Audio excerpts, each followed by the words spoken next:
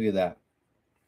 I had a bit of a toxic episode the other day, so we got in trouble for hate speech. It's now officially a banned episode. I downloaded it to my computer and deleted it from the internet. So I got multiple restrictions from TikTok for hate speech for my comments on global conflicts. So I wanted to come back and not necessarily.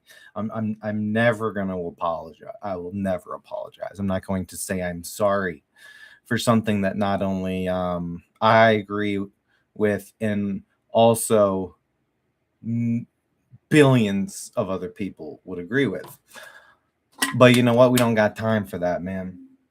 Because on the same side of the coin, dude, it's all rage bait. This stuff rage bait, you guys. Welcome to the show. We're here on YouTube getting this thing kicked off. The traps and the pitfalls, because there's so many wonderful things out there that are exciting and they can give you good emotions and a good feel.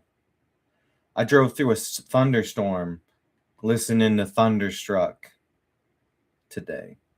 Thunderstruck by AC/DC. Ding, ding, ding, ding, ding, ding, ding, ding, ding, ding, thunder. Yeah, me and my dude. I went to listen to this, you guys. Here's a good example of how do you want to be. And let's open this up now to the TikTok people.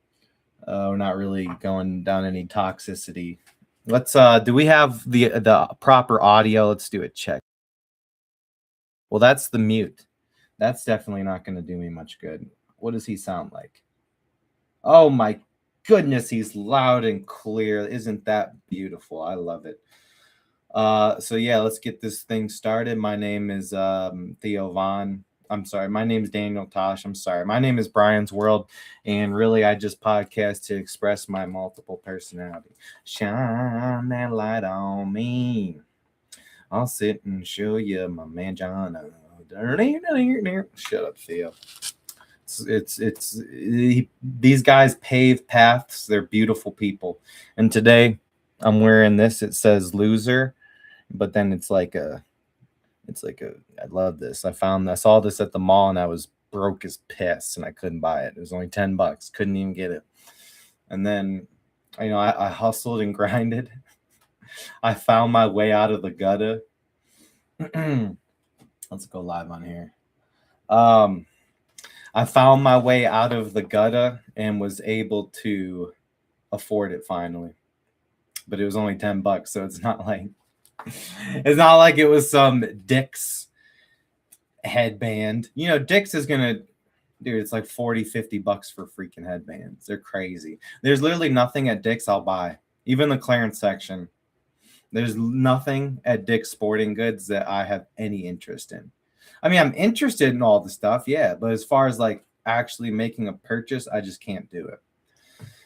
But I riff and I rant on all this internet stuff, and sometimes you get rage baited into talking about things that are negative and not big low, but sometimes you got to touch on these things, right? But today, that's why I wore the headband. I really like it though, because it says loser, and I'm someone like, if you want to be a winner, you have to be a loser first. Not necessarily. You don't have to do. There's all these sayings and hisms and isms, and you got to do it this way, and you can't be a winner without being a loser. Look, man, that's somebody else's story. There's plenty of people that have been a winner without being a loser. And there's plenty of people that are probably losers that deserve to be losers. But I get rage baited, but a lot. And I have to take my rage bait out, I got to be in the comments section of some stupid Facebook account, like yelling my response while I'm sitting on the toilet. But you get it out and you tell someone, hey, you're doing this and I don't like it. You get it at the source. They feel a little better, but even then it's like you just want to feel good, I guess. You want to feel good. And a lot of this stuff that it's popular in the mainstream, it's all these topics like these topics are creating a space for people like me and other small content creators to just kind of pop on here and show you our life. And, you know, have a colorful, interesting life, a lot of different opinions and stories and sayings. And, you know, I keep my laptop loaded up with the notes. I got Google Keep, have it on my phone, laptop. I got all these notes, and I got a clipboard, you know. I got a clipboard. Everybody should have a clipboard. You know what I'm saying? This is still the intro. Really, I just podcast to express my multiple personality disorder. Right on. So yeah, I got get rage baited, and that's okay though, because there's also a lot of things to be excited about. You know, I was able to drop my daughter off at the daycare today. She switches. We have a rotating schedule during the week, so to lessen any kind of separation anxiety anybody could get. So then I get to go hang out with my daughter, drop her off, go to the gym with my buddy, and I'm sore, I'm tired, but I got this delicious pre-workout that gets me real going. And I'm in the gym, and I wasn't even there for that long, but you know what? I go till failure, baby. I'm in there going till failure. Not everybody has to do that. See, that's the other thing too. This is just what I like. Most people, that's not going to be. It could be potentially traumatizing, but no, it hurts. Like, and I've just trained like that for so long that, you know, some days I know my body's really tired, so we got to get the efficiency in each set, even if it's a low weight, going until nothing, like something's burning out. My hands are all funky, you know. And I did the ropes. Oh, I did the ropes, man. And I listened to the song "Way Down We Go." And then what you got to do, you got to try as long as you can go with the ropes. And then listen to that song. Like, you can take a little break to huff and puff and just give it a little break, but then you just got to keep going for like that 3-minute song. And the first 15 seconds of doing the rope, you're already like, no. The first 15 seconds, you're already breathing heavy, and your body's like, oh no. I mean, it depends on who you are. I'm not really out of shape. Like, I ran to my car because I left my pre-workout. I ran back to the Planet Fitness, and I was like barely, you know what I'm saying? And it's hot. So I'm somewhat in shape, but those ropes, if you're really, oh my goodness, it's just getting stuff maybe that you don't have a lot of, you know what I'm saying? A lot of my red muscle cells. Red is endurance. White is like fast twitch or strength, I think, something like that. Anyways, so you have all like the red in my lower body and legs for distance and stuff, or like running and different stuff like that, moving around and walking. But in your upper body, you know, I'm doing a lot of bench press and stuff like that, so I try to stay explosive. So yeah, you know, you're doing those ropes, and those ropes are just like annihilating your soul. But you make it, you do it, and you say, you tell yourself, no one's like me. And you don't have to be like that. You know what I'm saying? That's just me. Some people love that shit, and they like to hear it, and it lights them up, and it gives them juice when they go to the gym. But you can also just try to get to as close as that as you can. Just do your best. You know, that's all. Sometimes people at the gym think like, oh, somebody's judging how much weight I'm doing, or judging how much. No one looks at the weight you're doing. If somebody's judging, and I go to Planet Fitness, so it's a no judgment zone, okay? So nobody judges there. I would hope. I don't judge. I try to just do my best so that other people could see someone else doing their best, and give them the courage and the strength to do their best. You know, if you see me making a bunch of faces, like falling over, sweating all over the place, blowing my nose, you know, if you're uncomfortable and you may need to blow your nose, well, you know what? That guy just blew his nose in front of everybody, so screw it. I'm going to blow my nose too. That's a beautiful thing. A little stuff like that. I like to be the ringleader. The ringleader of who cares, you know?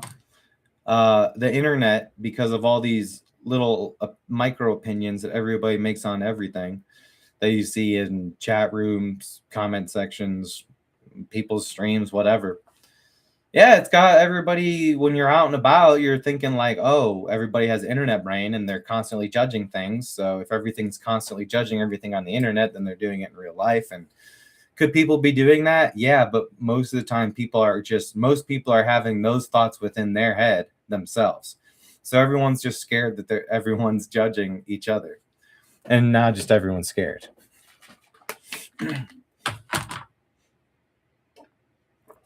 But yeah, you can be the one, the lightning and the thunder. Like I said, I was listening to Thunderstruck in a thunderstorm today. How many times you get a chance to do that? After my workout, me and my dude walked downtown. I came home real quick, took a shower because I was, when you walk into Chipotle, I smelled like organic food. Like I had just sweated out Chipotle. So I had to shower, man. My hair was all good though. I just went right in there. Did change my earrings. I wanted to wear these. They look like fucking octopuses, bro. These earrings cost $20, but I got them on sale for $2 because I don't pay full price for shit. In Mexico, it said Mexico 350. So these are actually like Mexican diamonds. Like they're not worth more compared to the United States diamonds, but in Mexico, they're Mexican diamonds. They're worth a lot in Mexico. No, they just have inflation. I'm kidding. Actually, it's kind of, I mean, they're just used to that. You know what I'm saying? It's not really, it looks weird because you'll see like United States, $19.99. You'll see Canada, $21. And then you see Mexico, $350. It's 350 pesos, but it's just like, it's like saying you got 100 cents is $1. If you need 100, it's a big number, but 100 cents is really just $1. So like in Mexico, they're probably thinking by the hundreds. You feel me? Like $1, $100 is $1, and you just have more of the currency. Like it's just inflation, We don't really need to worry about that, right? Until you get to the point like it was in some of those countries like Turkey or something during all the wars. And there was countries where you would have to have like you would go to the store, the grocery store, with a shopping cart full of your currency, whatever coins and bills. You'd have a full shopping cart full of it because you would need all of that. And it is one of those crazy things, like couldn't like somebody in charge of the money or they could sit down and maybe like, okay, let's just kind of we got information technology, like, hey man, you know how everything's super expensive, we're just going to kind of shift it. Everybody's still going to have the same amount of buying power. You could easily do that. The problem is it would hurt consumerism, right? It would make people kind of realize like, what actually are these prices? What am I buying? And should I be shopping at Dollar Tree? And no matter who you are, you should be shopping at Dollar Tree because a lot of those like body lotions come out of the same factory. Maybe the Dollar Tree waters it down, dude.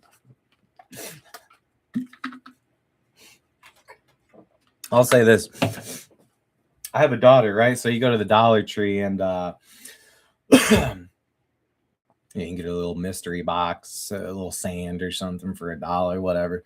And or like the slime, bro. The Dollar Tree slime makes me itchy. And it smells. So maybe like the slime. Might be something with the slime, the Dollar Tree slime. But it literally says may cause skin irritation. I think it says that at the one at CVS. Like, everybody calm down, But yeah, you guys, I just try to have a wonderful, fun, chaotic life, yin and the yang, balance, and then try to produce that, It's been a little difficult. I haven't had like a day job. I've had ways of making money and roles, but like a day-to-day job in a couple of months. which isn't like too out of the ordinary. I typically end up in a short-term job, like, you know what I'm saying? If my first job out of college was mortgage banker, once you do that for a little bit and have some success and be like, well, I've originated over 80 people's mortgages in 5 months of work, blah, blah, blah.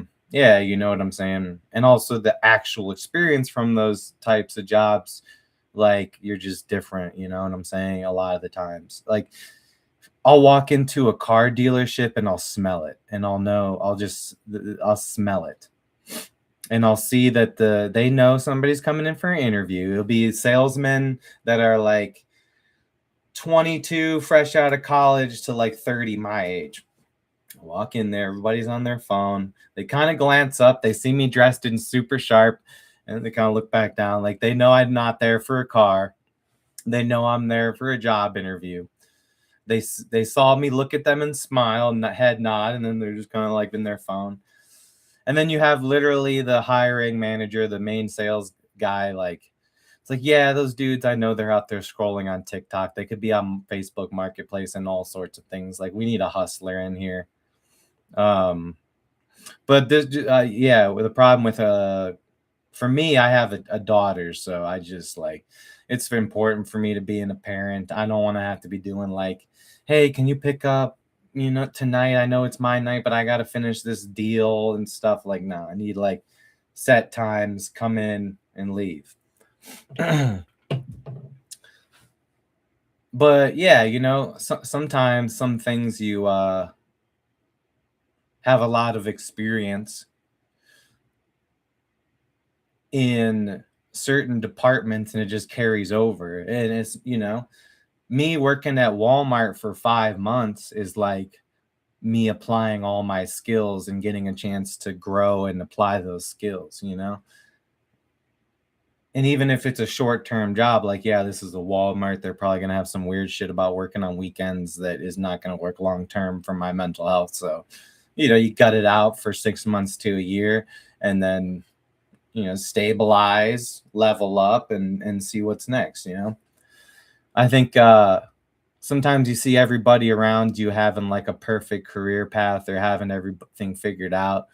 Oh, there's a lot of people that don't have things figured out, and there's a lot of people that have things figured out, working the job, whatever, blah blah blah, their whole life, or from age 20 to 26 or something like that. And you think they have it all figured out, and they got the nice house, and maybe they got a family, and they're settling down. Man, putting yourself in people's shoes. I mean, there's people that are very rich and stuff that you see with mental health issues and stuff like that. Like you just don't know a lot of the times. Some of these NFL players and basketball players that have taken their lives, you know, nobody knew a goddamn thing. They seem like good people. They seem like happy, great people, and yeah, they're just like, you know, your dopamine center's not working or something. Like I've been in like misery pits before. I tend to be a little bit of a psycho though, so I can take a little bit of misery. But yeah, I've had times it was overwhelming misery and that really struggled getting through things. And there was even moments where the casual observer could think like, oh, he's got things figured out. You know, maybe a coworker, I was working property and casualty insurance. You know, that's everyone. You know what I hate about business sometimes and all that stuff. Everyone assumes that everyone like knows all the terminology, and I don't think anybody. You got your property and casualty. It's like, well, before I got my license, I'm like, okay, property and casualty. Sometimes it's like the first thing you see that, okay, that's on it's the P and C. Like, what does that even mean when you first get into it all? But yeah, property and casualty, sometimes also known as P and C. That's car insurance, home insurance, boat insurance, snowmobile, motorcycle, renters insurance. I think I had to do something special to get like a commercial like business insurance, but it wouldn't have been hard. I'm still licensed in the state of Ohio. Do I want to start my own insurance company over live streaming, huh? Like, hey, you know, you guys, I'll insure you. Let me change your policy. It's like a piece of paper, like a scrap piece of paper, like it's like, yeah, dude, like, hold up. You're covered up to, we'll give you 50 grand, any kind of crash. Boom. Best insurance you're finding. There you go. There's your ticket. You get in a crash, we'll give you 50 bands. Boom. Give me 150 a month. Boom. It's cheaper than your car insurance, and it's better coverage.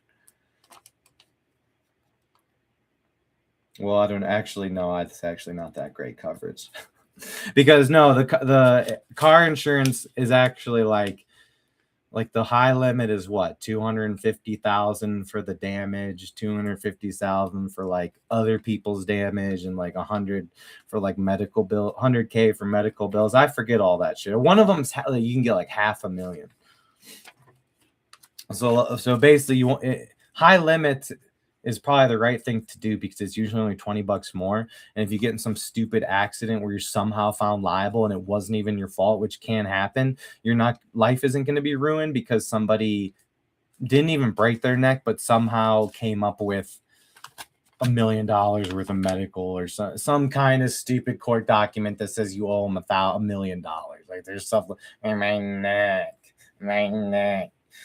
Man, hey, you ever hear one of them people, man? Do them people realize that people might be nice to and be like, oh yeah, sure. When you get in a car accident, great idea. Yeah, make sure you fake an injury so you can get make sure you do this so you can get the money. Make sure you do that so you can get the money. Make sure you do this to get the money. Dude, a lot of things, like I lost my car in a fire. You got to have like special fire insurance.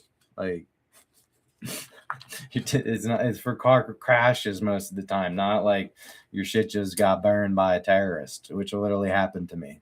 There's Canton, Ohio. There was a deranged 15-year-old arsonist that burned down 2 carports in my apartment complex. Back one day he did it. It was scary as shit up over there. And then I look outside, my shit's on fire. It's all like, get out of the house. It called 911 and you guys got to get here fast or it's going to take the apartments too. Like, man, it's that kind of terrorist stuff, you know? But yeah, a lot of anyone I try, I stop telling people about it. I'm like, I'm not like sorrowful or sad. I know my family will help me out. I felt bad for the other people who had nicer cars. That's really the main part, is just like seeing the fire, that side of the trauma, but also like, damn, like my car is going to be like, I'll be all right. My family can help me out. But what about like all these other people that had nicer cars? Like, what if they didn't have fire insurance, you know? Like, fuck. And like make sure you have your renter insurance. And there, no.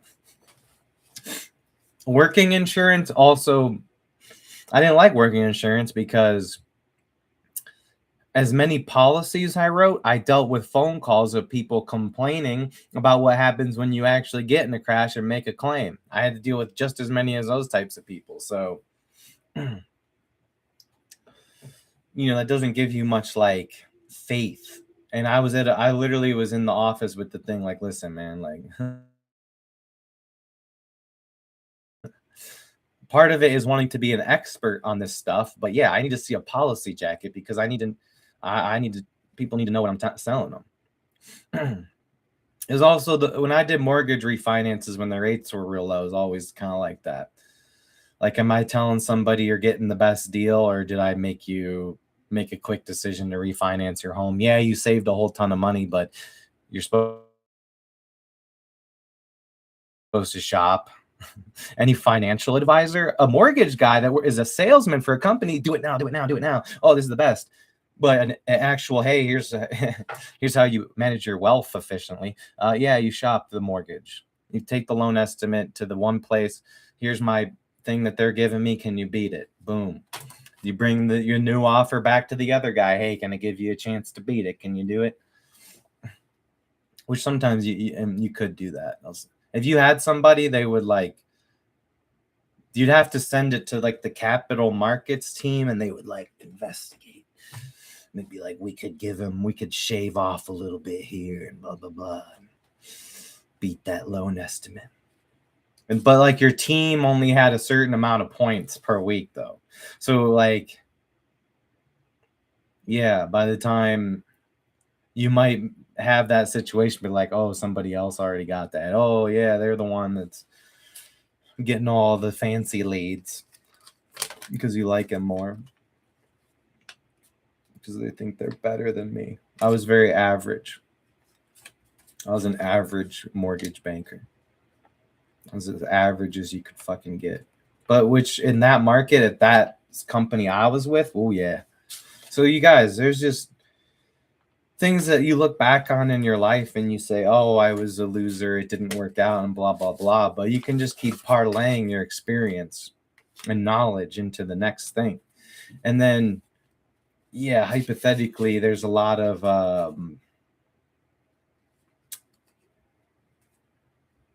you may have more good vibes and energy in your soul, like if you're the person that has all these different jobs and different career paths and you tried all different out, and you're 30 or even 40 or 50 and don't think you have it all figured out, well, your day-to-day life, and maybe you have your little routines and you really know yourself well, and you've had all these different experience and gotten to see yourself and how you react and respond as different roles in society. I don't know. That's pretty exciting. I actually sometimes, like, if I said, what if everything was working out and I would have worked at one of these jobs this all this time? But who the fuck would I be? Like, who would I be? Who would I be? The person that, I enjoy and can have these some batshit insane things happen, but it doesn't, like, there's some definite things that I should be like the sad guy at the bar. And I had alcohol issues, so like there's plenty of stuff where I could be the sad guy at the bar that tells you sad stories and you're nice to him, and yeah, I have a nice time getting by and going back to my job the next day, getting through it all. Or having all these other experiences and maybe you don't have it all figured out, technically speaking, but maybe you've opened pathways that you could have never opened. That was a big Easter egg. Jesus Lord. Maybe you can open you can find passageways that are open that you wouldn't have found before just doing, the same path. Now, also consistency can be pretty powerful for a lot of people, but yeah, I've heard a lot of people going down their career path that they decided and worked hard for and blah blah, and be like, well, this is it. This is really it, huh? Like, this is okay. Like, you go to high school, you go to college, you get your degree, you get your job, first 4 years, you start in your family, blah blah blah. And sometimes for some people, like, yeah, is this really it? I don't know if this is exactly what I would have chosen. If you were a kid and you were like, choose your own adventure story, and but it was for your life, how you wanted your life to go, what would you be?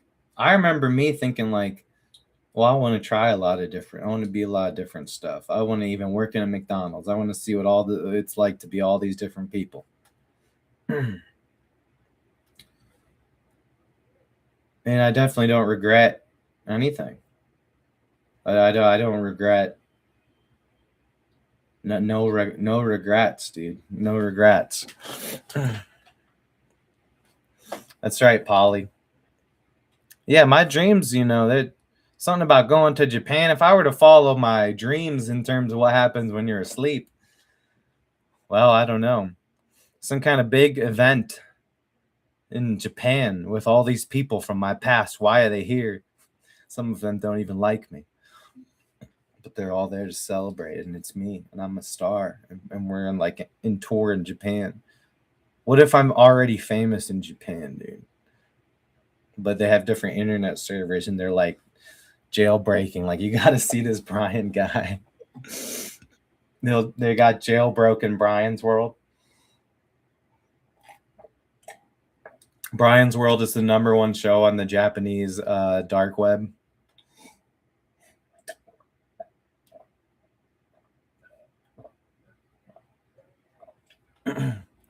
What's up, Polly? But yeah, I had some chicken wings, dude. Chicken wings are like the candy of protein. They're like candy. They have such a, you get the sauces and the, I got a dry rub today. You got your main sauce and you can dip it in blue cheese, and it's like candied meat kind of. Sometimes it really, that some of those sauces really get in there. You get like a honey garlic.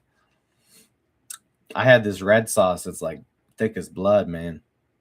It was a raspberry hot, and it's, I had never found. It's like the only sauce of its kind. I mean, maybe there's some, like mango habanero and that kind of thing, but this is like, it's not like it's some thick mango puree on there. This is like thick raspberry jam mixed with some kind of hot sauce, and it's just rocking.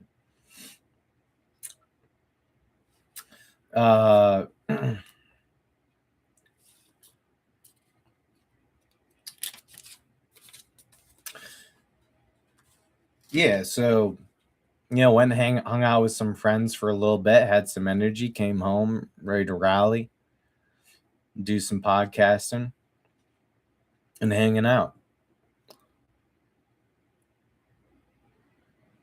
And yeah, if you stay busy, it's easier not to get rage baited when you're busy, It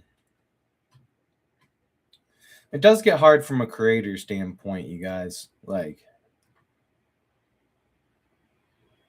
I don't know, some like jail content. Like, how you'll have a white dude with face tats talking about like the Crips and the Bloods and all the aspects of jail. Like, yeah, you won't be a white boy in the thing, and you got to make sure that you check in with the boss. And that's not the actual prison thing, but it's just like, listen, man, I've been to jail before.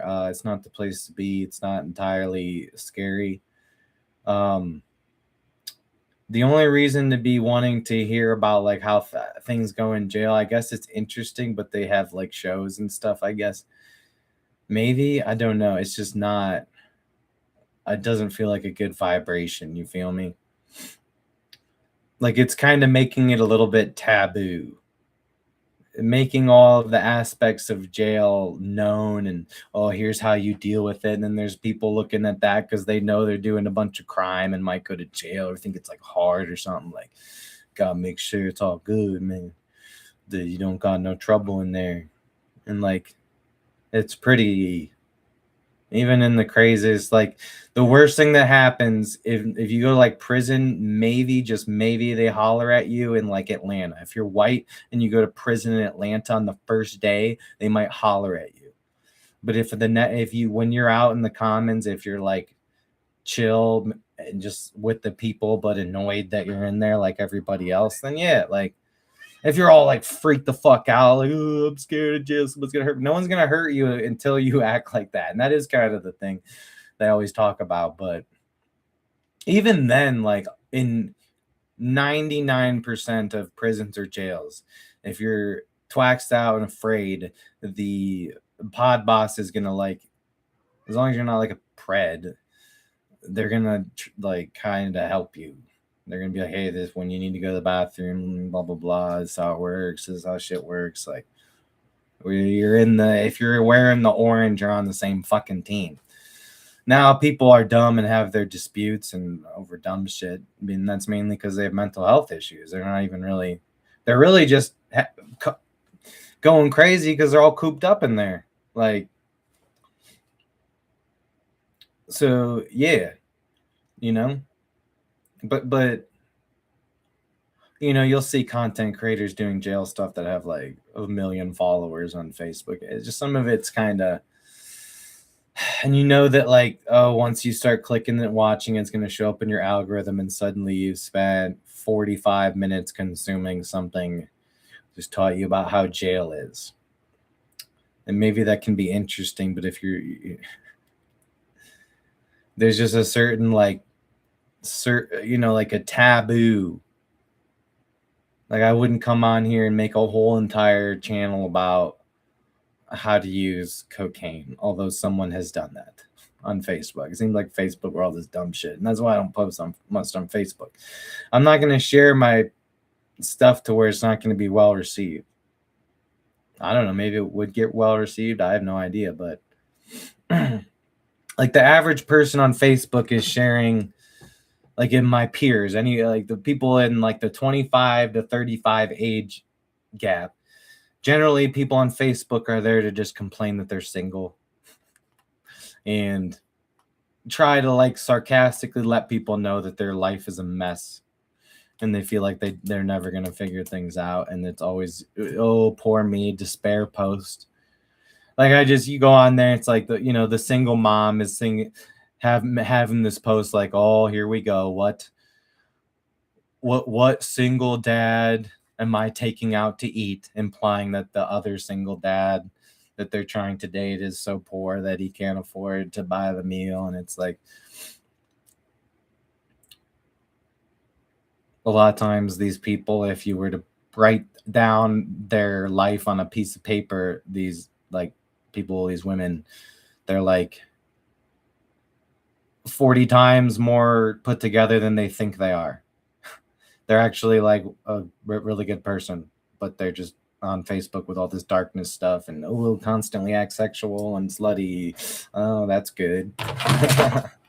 I'm not trying to do that to show make my ex feel a certain way when he sees. I'm not trying to harm I'm definitely not trying to lower anybody's vibration with those types of posts. Yeah, right. They like to post that they are like all sexual and available to inflate the amount of likes they get from local simps to then glorify themselves when really they're a good parent and they go to work and they're like a good person. They just get sucked into that bad mindset. It's like, well, first things first, if you're a single mom, you can just forget Father's Day unless you're dating someone who's a father or something. Like, you see what I'm saying? You don't have to go just because it's Father's Day. You don't need to go find somebody and hold somebody's hand. Like, they'll be okay.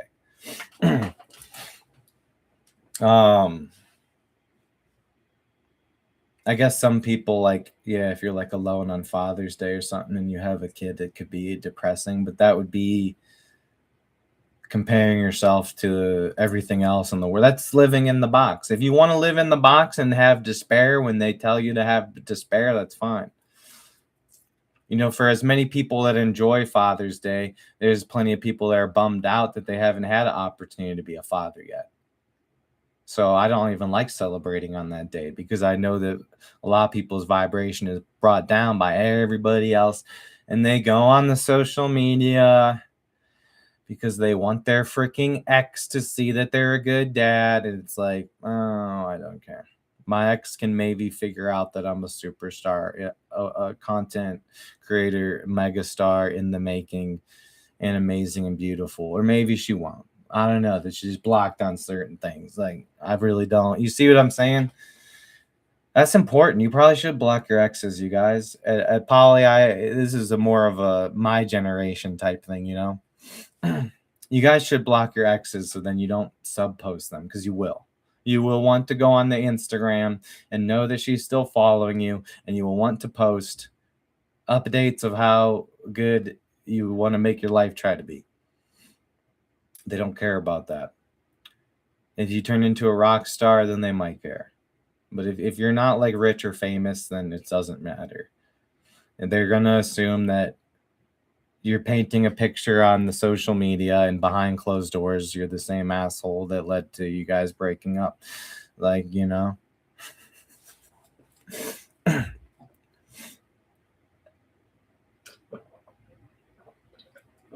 Yeah, what if it was a law you had to block you? If you date someone, you're no longer allowed to follow them on social media. I don't know. What do you guys think? I'm 30 years old, so I've now seen a lot of sample size in terms of internet behavior. It just feels like sometimes everybody is kind of sub-posting at their ex, knowing that they're going to see those posts. And it's almost like a look at me now. You know what I'm saying? I don't know. And I guess there's also like a lot of family stuff on there where you're sharing stuff for your family to see. Um, if I were to have a house, if I bought a house, my parents would take a picture of it and send it to the group chat to the family. They'd get to see it. It's okay. Like, you know what I'm saying?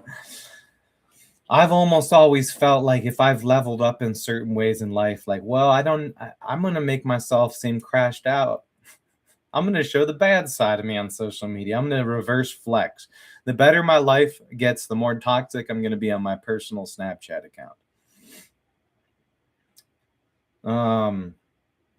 That's all. That's just a phase. Polly said, "Is there a rare Brian Pokemon that no one knows about yet?" No, I gave my daughter my other Pikachu. I had two Pikachu's, and she said that I'm not just gonna give her stuff to give her stuff, but she was saying like, "I watch Pokemon, blah blah blah. I was watching it, mom's. I really like the show. I started watching it." I said, "Well, okay, you want Pikachu?" Like Pikachu. I'm like, "All right, you can have my because I have a shiny Pikachu and a normal Pikachu. I just gave her the normal one and kept the shiny one." But we live together. Like we live together. Everything is kind of shared, anyways. I keep my sports cards that I have out on display. I don't keep my good cards just raw, naked, and if she want. I have stacks of cards in my daughter's room. If she wants to go through my nice cards, she knows not to take them out. She can go through the stacks. I can sort them again later. I don't care. Look, you get fingerprints on here, you wipe it off. Doesn't get on the card. These are double. I keep them doubled, man. I got some new cards. I got these two shiny Shadur Sanders. I know some people on YouTube might be interested. I didn't end up paying the full price for all of these. I got a little haggle deal. It came out to 70. He's like, I'll do 65. And I'm like, all I have is 60. He's like, bet. And I don't even say bet that much. So there you go. Yeah, I got these two Shadur Sanders shiny rookie cards. These Revolution ones I end up getting. I like these ones. I end up having like a Baker Mayfield and some other guys that I like at the Revolution. It's Panini Revolution football. And then this is the absolute memorabilia. I like to get a box of these once, when I can for each season, but you don't get to. So again, it's a nice, they're all the absolute memorabilia ones. They're all shiny. It's one of those, you buy the cards and they're all shiny like this, then the whole set. All right, what we got? A quick little card intermission right here. This one, Ohio State guy, looking like he's one of the best wide receivers in the NFL. Jackson Smith Najigba rookie card, and it's got his Ohio State jersey, and it's one of these like clear. I really like these like funky clear ones.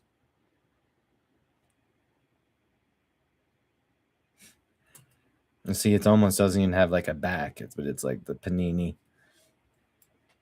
So I have a couple of neat clear ones. I have a cool Peyton Manning one that's pretty clear.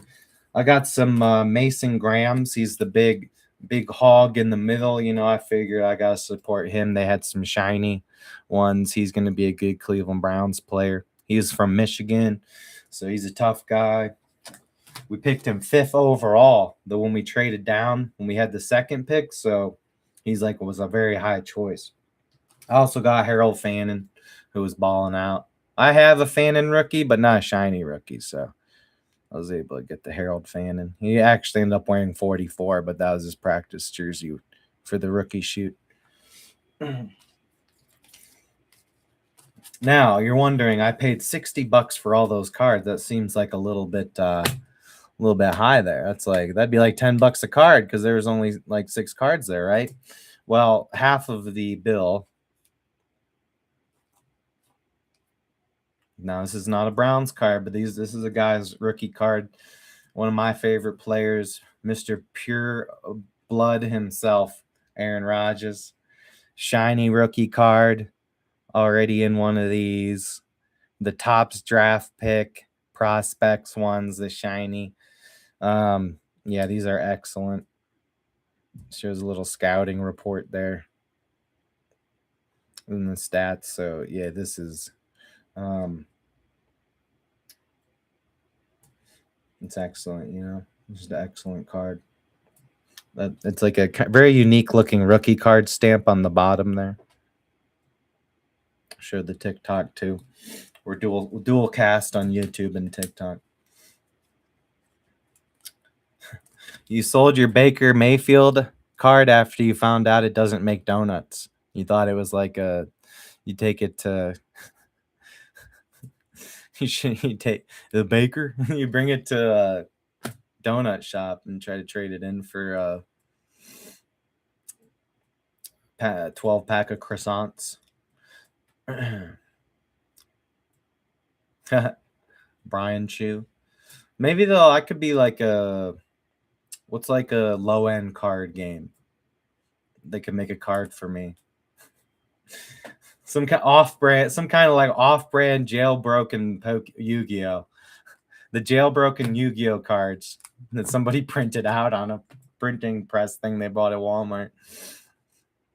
And there's me on there like some goes directly to the graveyard to go get high after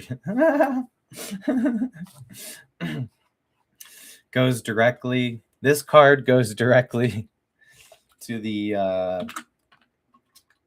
5 points. You just get 5 points. Boom. Just like that. You win. You get 5 points. This card wins you the game.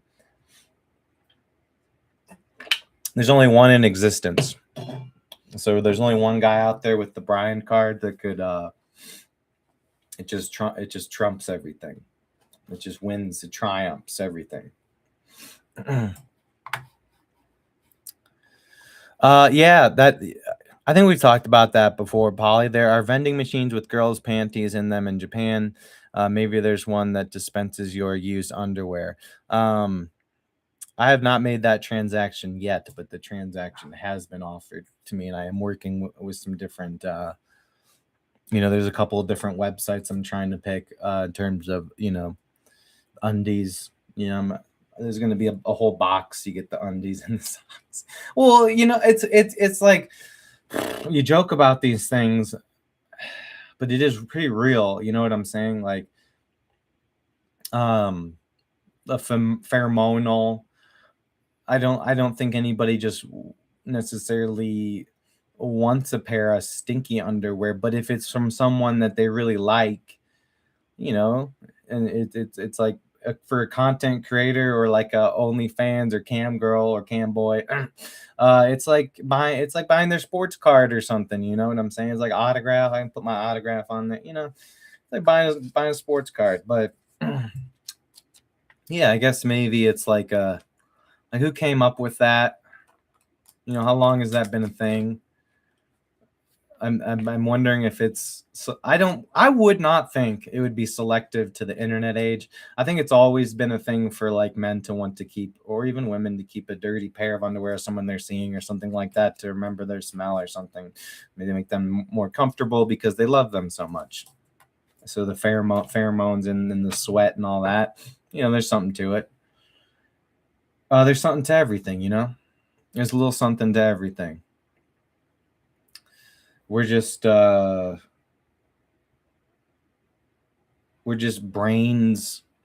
computers in some kind of matrix, and we have all these weird temptations and things like that,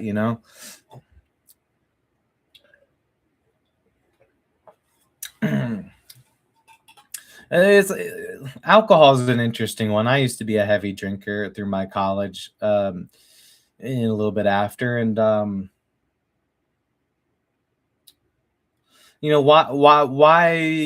why did I want to drink a whole bottle of gas station 21% vodka straight from the bottle, popping the safety seal? Why did I want to start my night with that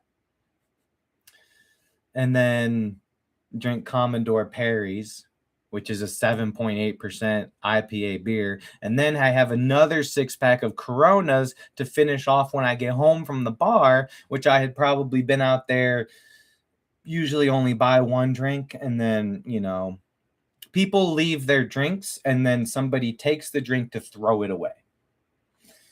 Uninhabited drinks, it's not stealing someone's. I would not steal someone's drink. That's not, if oh, that's their drink. But nobody leaves their. If somebody leaves a drink and they're not like right next to it and standing there, then they're not coming back for it because someone might roofie it or something. Now, me, when I was in college, I also like to, try different substances that could be available. Like most people and many people in college, you don't go out of your way. You're not a tweaker, but if somebody says you can get this, well, then who he? Um, when it came to things that made you more down or taking 3 Xanaxes, it seemed, yeah, I could go down, man. I get way down like a zombie, but it would never like knock me out till like 4, 5, 6 normal party night of staying up. Like I would still make it the whole last night. I might not know what in the fuck happened. I might not have any recollection when you drink a lot of alcohol and a lot of benzodiazepines. So me in my head, I felt like when I saw these abandoned drinks that perhaps maybe, I've had a lot of drinks tonight. Maybe one of these is spiked. Somebody had maybe some people spike their drink for themselves. Like some people take Brufinol GHB and party, like get drunk on it.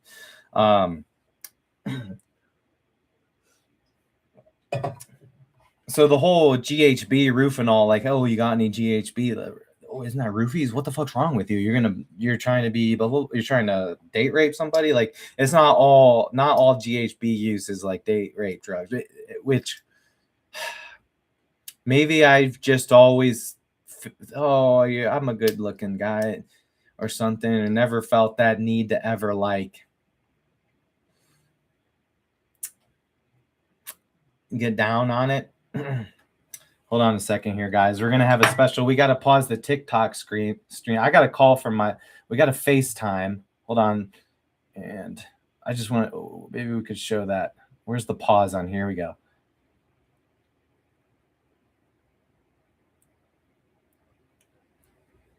Hey, what's going on, man?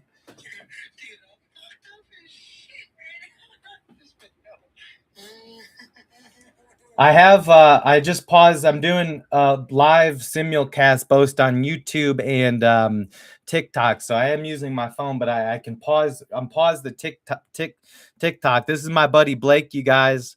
There's the camera. And there's the stream. I don't know if Polly is still in here or not, but this will be shown later on loop streams and things like that. So yeah. This was my dude Blake. This is my friend. We were out in the city and all that. What's up? Yeah, that's right, you guys. Well, this guy right here, this is the one-handed bandit. This is Blake, the one-handed bandit, uprising DJ. You know what I'm saying?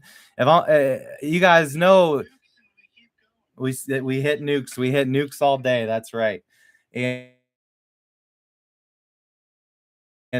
you already know, guys, if I'm gonna have somebody, a friend that I'm running around with, they're probably doing, they probably got a stick or something. So he does DJing and the karaoke nights and stuff. Excellent singer, dude. But remember when I was talking about somebody being better than like Jelly Roll and shit? This is my dude right here. Just as good as any of those guys. Has a very powerful voice. Yeah, we're allowed to hit. You can hit. I can't hit it on the Facebook or the TikTok. They'll get mad for token, but we're paused over there right now.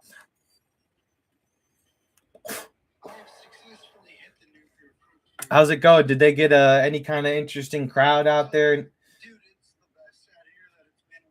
All right, the thunder. Everybody ventured the thunderstorm. Hell yeah! That thunder. That was a really good like. Me driving home was crazy, dude. When I went out to my car, I was getting rained on. It was out of control, man. But it was like good, like because I knew I was going to podcast and stuff. So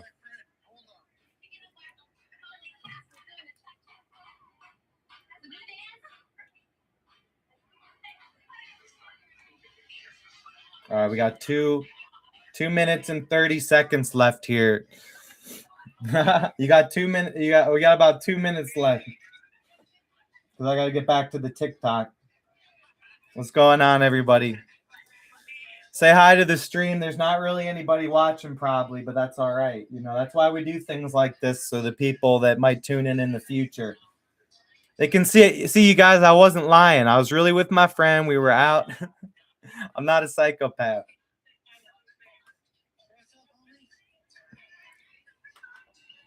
My crack. Look at my phone, dude. Hey, we're living large, man.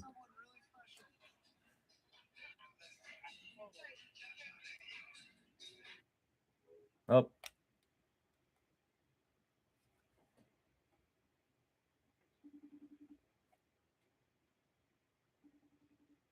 I hit the up button.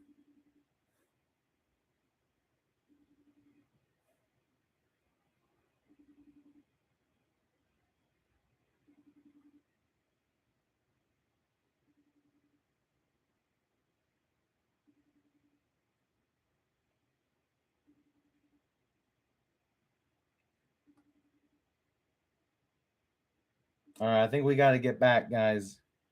I accidentally hit the hang up.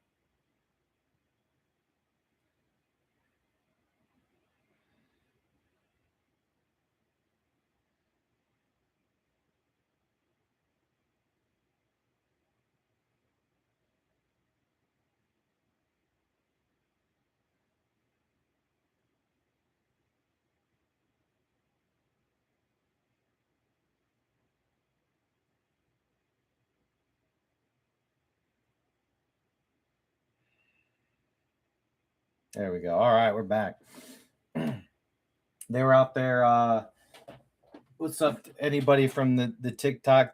Thank you for your patience. That was my buddy FaceTiming me. He was out at the bar, so we're also like recording this on the YouTube and such. So I figured it'd be a good moment for the show. So I had to use my phone here. We're simulcast.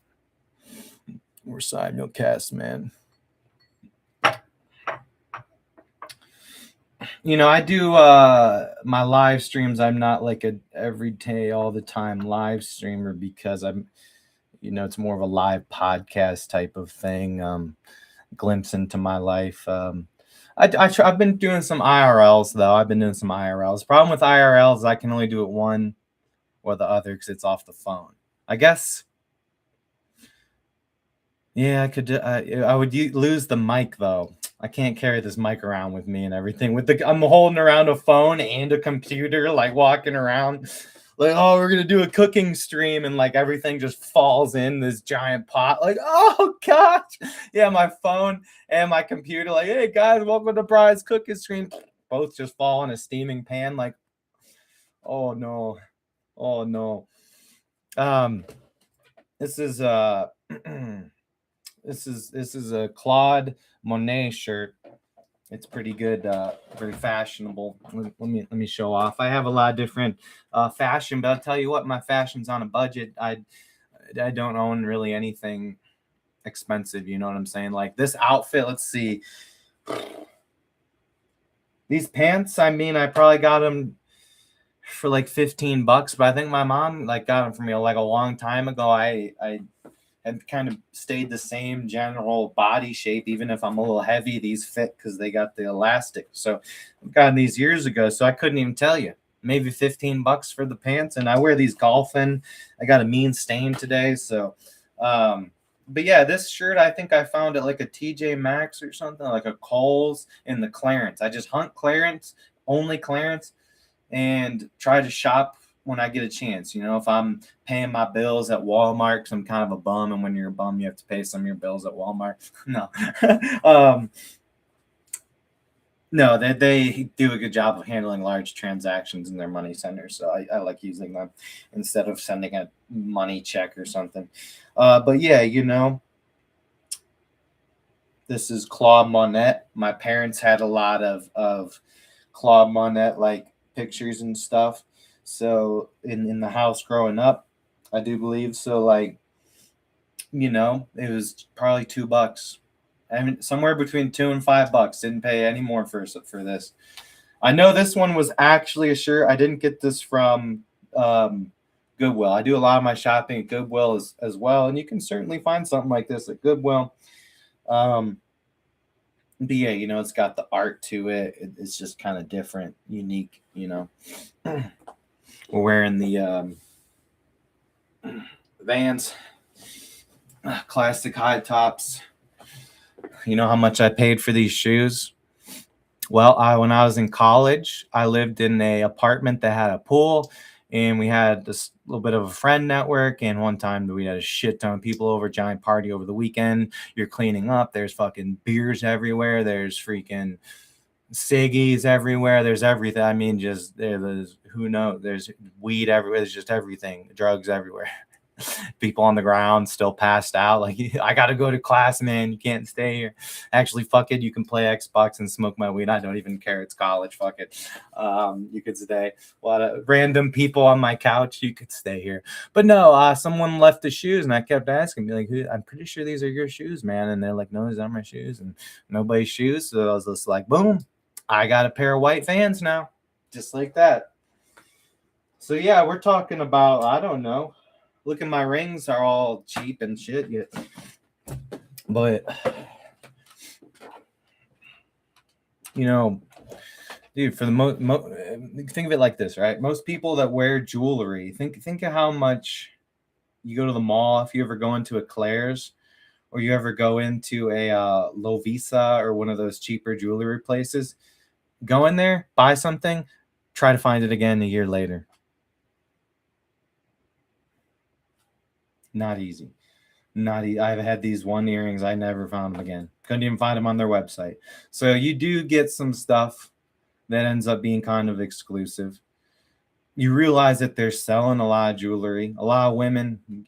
Now, see, women a lot of times will get, it's a different, like, oh, girl, those look great. Guys are like, trying to hold a diamond tester up to my fucking $2. They're in the clearance section.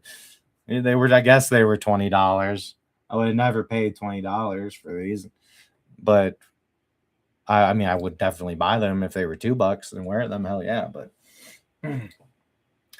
so yeah, it's a whole different thing. But anyways, yeah, the majority of people that wear jewelry aren't wearing super expensive jewelry. No one goes to K Jewelries to get like, all right, I want some new rings tonight, some new earrings tonight. I want to pay $20. Boom.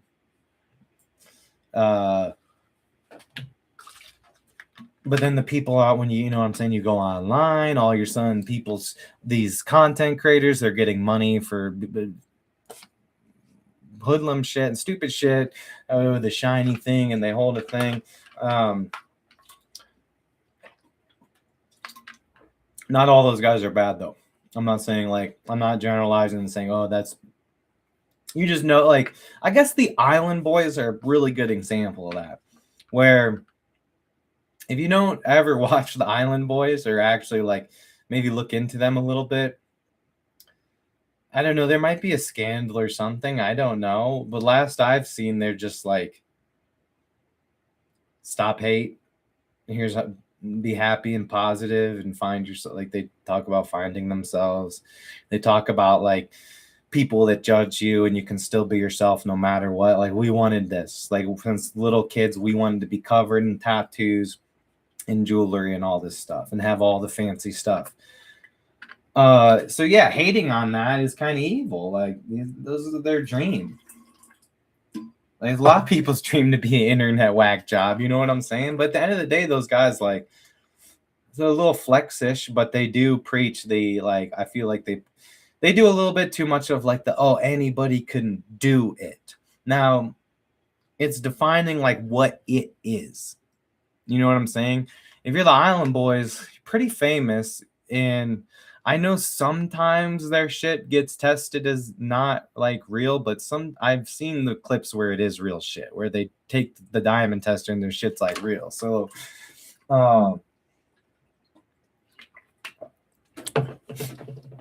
you don't have to look at them and be like, fuck them or anything. There's a lot of struggle and stuff, even just being a creator. Like, there's just kind of all it's not a shadow, it's a beautiful cloud, but you're always looking up at that cloud, like, what does that cloud look like? You feel me?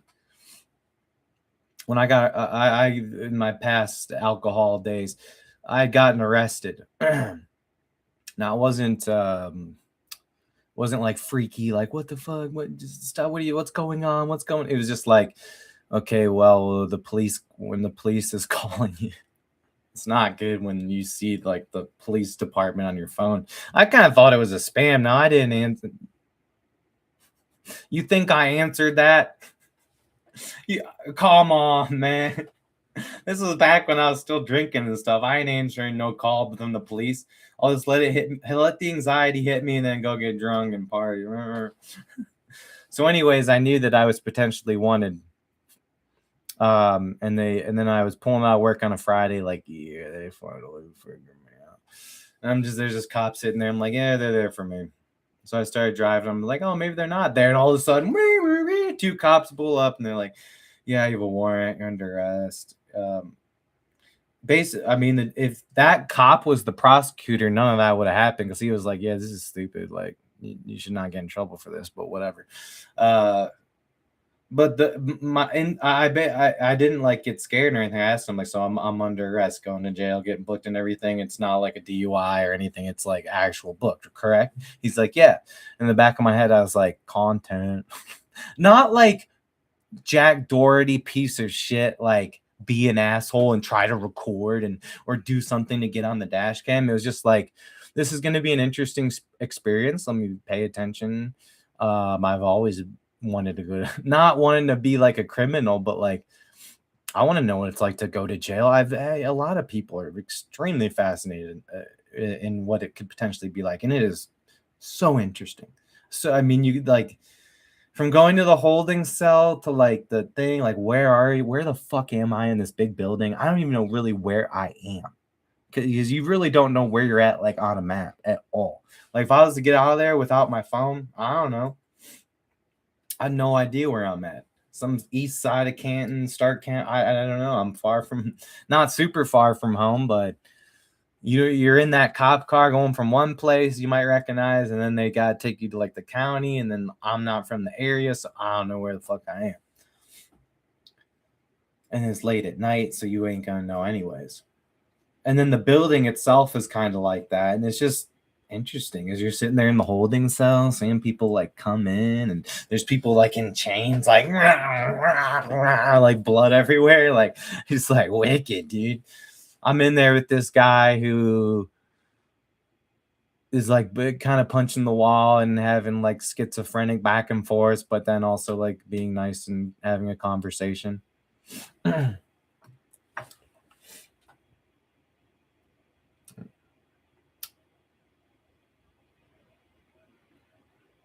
had to drag the puzzle piece to verify it was real. So yeah, and then you realize, well, he's they're not giving it. He's stuck in this holding cell during a transfer, and he needs to be booked so he can get his medication. Like, this poor dude's. I know it's like to be on medication. If you're in a box without it, you're gonna go fucking crazy. And if you just give him his meds, he'd be fucking fine. If he can't yell, and they'll yell at the thing, I need my shit, and like, they don't care. You know where you're at, like. So yeah, I noticed a lot of stuff right away. It's like, well, man, those people sitting there at the desk ain't doing fucking shit. I don't know if they're hitting the button to process people, but for the most part, like, I see people two-handed. When you're two-handed, bro, you ain't doing shit on the job. You feel me? We've all been there. If you're two-handing a hoagie, if you got a bag of chips and you're in one hand and some chippies on the fly, then you're busy. But if you got two hands on the hoagie out there in front of everybody, yeah. And it almost the people at that desk seemed, the people like the corrections officers and the desk people there, when you're waiting in that holding cell to get put in the actual like cell you're gonna be in or whatever, those people look sadder than the inmates sometimes. Oh, dude, and then this other guy comes in. Oh, this older black gentleman comes in, and he's kind of chill at first, something with his girl, DV charge, something. It doesn't sound like he hit her, just like was there when he wasn't supposed to or something. I don't know. But then he starts dialing her up on the phone, like, when I get out of here, I'm gonna like, yeah, dude, like he was threatening her on the prison phone. Like they're listening. They're literally listening. You just got your charges upgraded. As that's happening, they're listening to every single phone call. There's someone that's probably their job to make sure you don't call a witness while you're in there. But there's no one, there was really no one stopping him though. Like he just kept dialing. And then it's like, why is this? It is weird with the females. Like, I think sometimes they want to like bait men. And I'm not saying all women are like this. It's a very small percentage. Okay, this is a small percentage. But that small percentage, they like to torment someone. So if like, oh, the dude's in jail, he can't do anything, get out of there. Yeah, I'm gonna answer the phone. If I didn't answer the phone and he couldn't contact me, he might just calm down. But if he gets a chance to keep yelling at me, and I can say something that like, oh, well, I'm sorry, I still kind of like you, but really you don't. You're just seeing him like play the game in his head, like she was gonna do all this shit to you, cheat on you, get you in trouble. But oh, I'm sorry. It's like a whole loopy freakish thing. But yeah, I was thinking like I let him did his business. What I tried to do was when he'd get off the phone is change the fucking subject. You know what I'm saying? And that kind of worked. I was able to talk to him, and he was all right. He was cool. He was trying to get back to, he's like, I got work in the morning. He's trying to get out of there, dude. He's like, you gotta bail me out. I gotta get the fuck to work. And that's what they say. That's why I don't all this prison stuff and jail stuff they show. I know it's all about the conflict too, but some of it kind of, oh, it's not that bad, it's a blah blah blah, like, you know where you're at. Some places, dude, they see you making one of them little creations and they might be like, no, you sneaking drugs, no, you can, no more honey buns, you're banned from honey buns on your commission now. Like, it ain't, you know where you're at. Some of these things, like, most places would let you make stuff with your they don't care what you do with it as long as you don't. Yeah. So yeah, I'm not gonna talk about the whole, like, I don't even like to be that guy to be like, here's how you handle your shit. I knew in the back of my head that, like, you're wearing orange, no one's gonna fuck with you unless you fuck with them first. When you wake up in the morning, we're humans. There's probably going to be one of the inmates that is willing to help you and explain to you. Make sure you remember your number and the blah, blah, blah. If you need to call this, you get one call. Here's how the comments are. They're like showing me stuff. They're being nice to you, you know?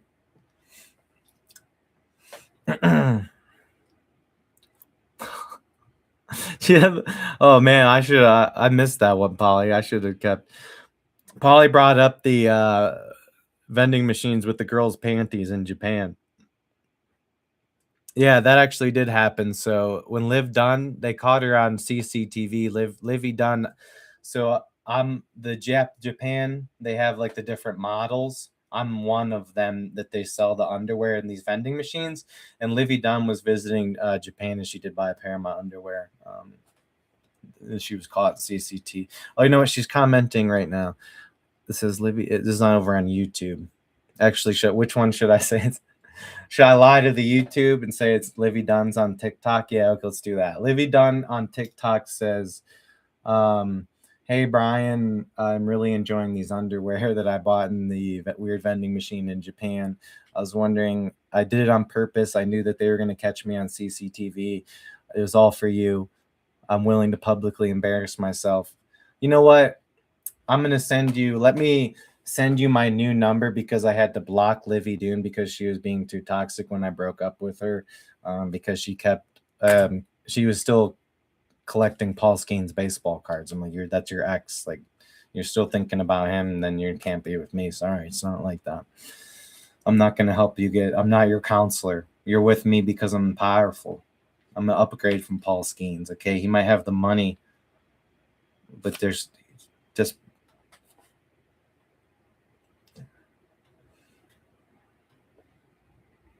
nah. Da. Is Paul Skeens this cute? I'm a Chimaev that girl, man. She's gonna get Chimaev. You see, that's what it looks like when a girl goes home with me. If you guys want to know how I roll in the bedroom, go look up Dricus Duplessis versus Khamzat Chimaev. It's 5 minutes. It's 5 rounds. What is it? 6 minutes around or 5 minutes around? I forget. I think 5 minutes around. 5 rounds of one man laying on another man, just smothering. Just really wasn't even going for shit, just holding him. He couldn't do anything. There's a smaller guy somehow holding down a bigger guy for 5 rounds straight. And the big guy had 0 chance. Didn't even hit him. Didn't do anything. Did nothing. And the big white guy lost to the Dagestani Russian, or he's foreign or something. He's South American. South African is fucking America. They just have accents. It's America with accents. At least that's from what I heard from someone that lived in South Africa. They said it's kind of like their culture's like us, but you're allowed to be racist. We think it's funny. Like they'll have commercials, like racist commercials, like, oh, the Mexican, like they'll have I forget which group was one group. Like their version, I think whites is their Mexicans. Or something like that. But I guess it's like here, like predominantly white, black, and then we call it like a little melting pot type deal.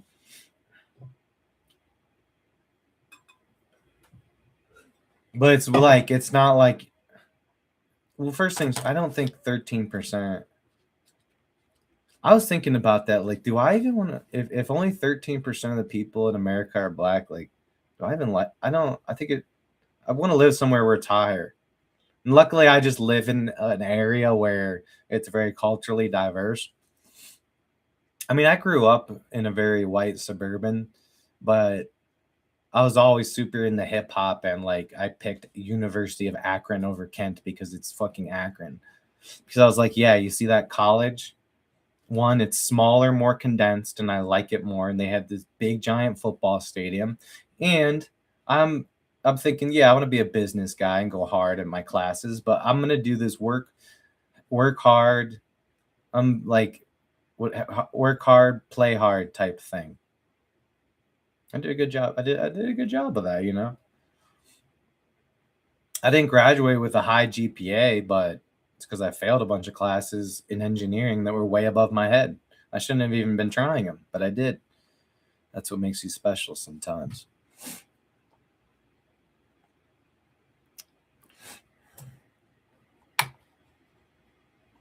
I'm not allowed to say damn on the air. Oh, no, it doesn't matter. Nobody's listening anyways. Outstanding Dog Maroon is by far the saddest card in the Yu-Gi-Oh deck. And that's what I figured it was. Features a dog indefinitely waiting for their owner. Outstanding Dog Maroon. I could be the Brian Maroon. Yeah, I'm just left out in an island. I got marooned by my pirate ship. Did the Knicks win? Fuck! I was gonna bet on them to come back at the bar, but I kept forgetting. Shit. Fuck. Did they win? They were down by 20. I'm like, fuck it. They're at home. They're still up 2-1. Wemby's gonna choke it. Well, I saw Wemby in the game that they won, and he was in the post-game interview, and like he had this look on his face that like he already won the championship, but and like almost like a bunch of people were talking shit on him. And I get that like a lot of people were like, "Oh, I don't know if his game will translate to the NBA," but it was also like he might be the next craziest thing in the world.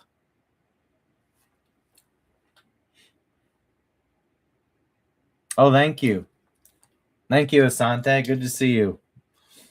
Kisses and hugs. I give hug. Thank you very much. I appreciate it. Good to see you. Hell yeah. We're just talking on the tick. I'm on YouTube too. I'm double streaming. Cuz it's like I'm doing like an official podcast, talk it all out. So it's going to, it's going to be filed, part of the library. But yeah, I don't know. Sometimes when I see someone, he just had this, it was almost like a little smug. Like, okay, you guys are still down 2-1 in the series. So I was like, I'm betting on the Knicks to come back because Jalen Brunson doesn't ever have a look on his face no matter what's happening. He's cold blooded, That's who I want as my sports captain. Polly says, "Did I ever tell you the joke about the hard of hearing horse?" It was a stallion, Sylvester Stallion, because he can't hear.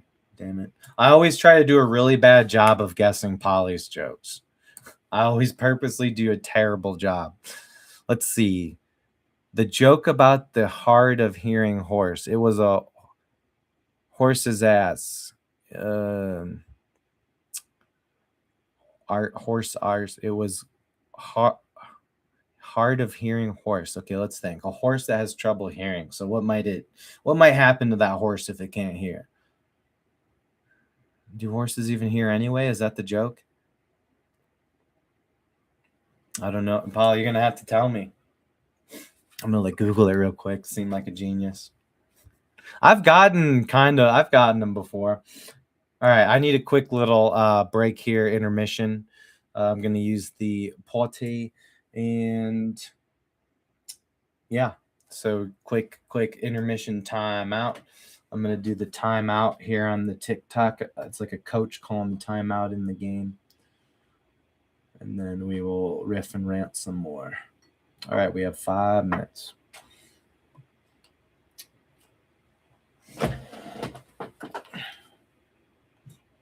We should like hold up a sign that says we need an intermission card.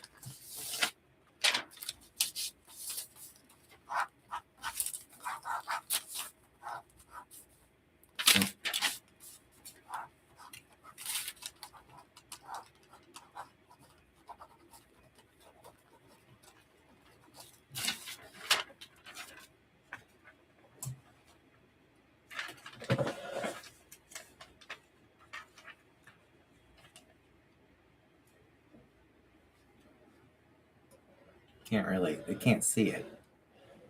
There you go.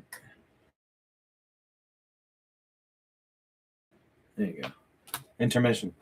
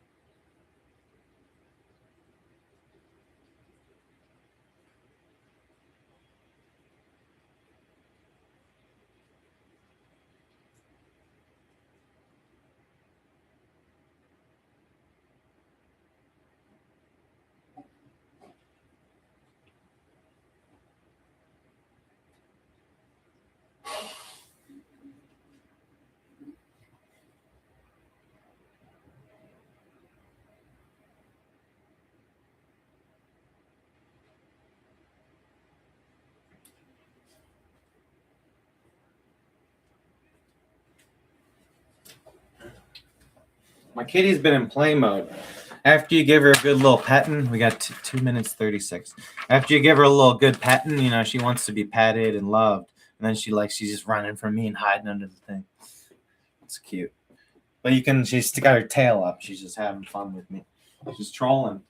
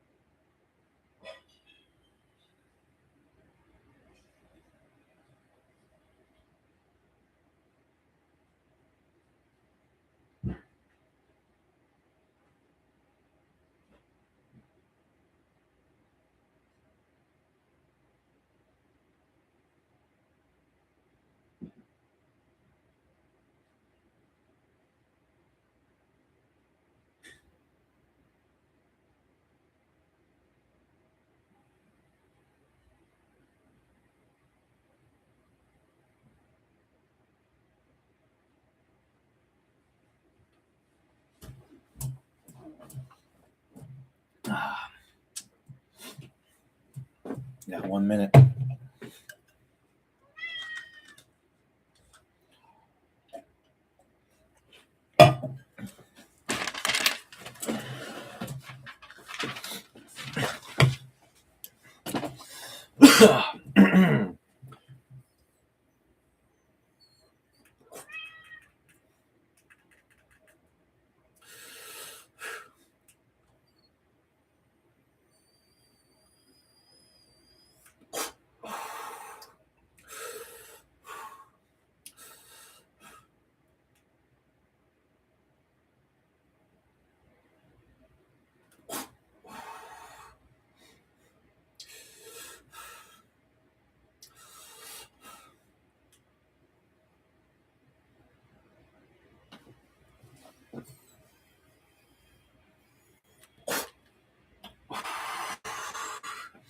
All right, guys, we are back in it. Supplement of the day. I know everybody if you've watched me a while, I always talk about the lion's mane mushroom. I'm not a sponsor for any of these. This is just the cheaper Hora Rich brand or something. What is it? Horbach. But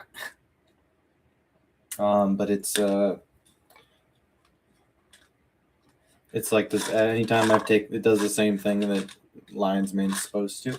It's a good brain supplement. Good for brain fog. Good for cognitive abilities. You know, there may be certain, like if you're on a lot of caffeine or something or other substances, maybe you might not even notice it. I think after a long period of use and kind of testing how it makes you feel, be like, yeah, you know what? When I do pop those pills, even if it's placebo and even if there's just a bunch of sawdust in there, there's still something to it, you know. Placebo is one of the most powerful substances on planet Earth. That's right. Your own soul and energy can produce the same thing anything else can. That's not entirely true.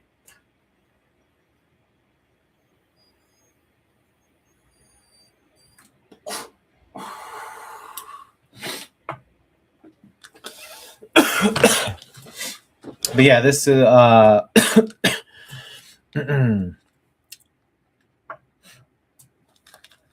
this is one of those pretty seemingly pretty healthy for you.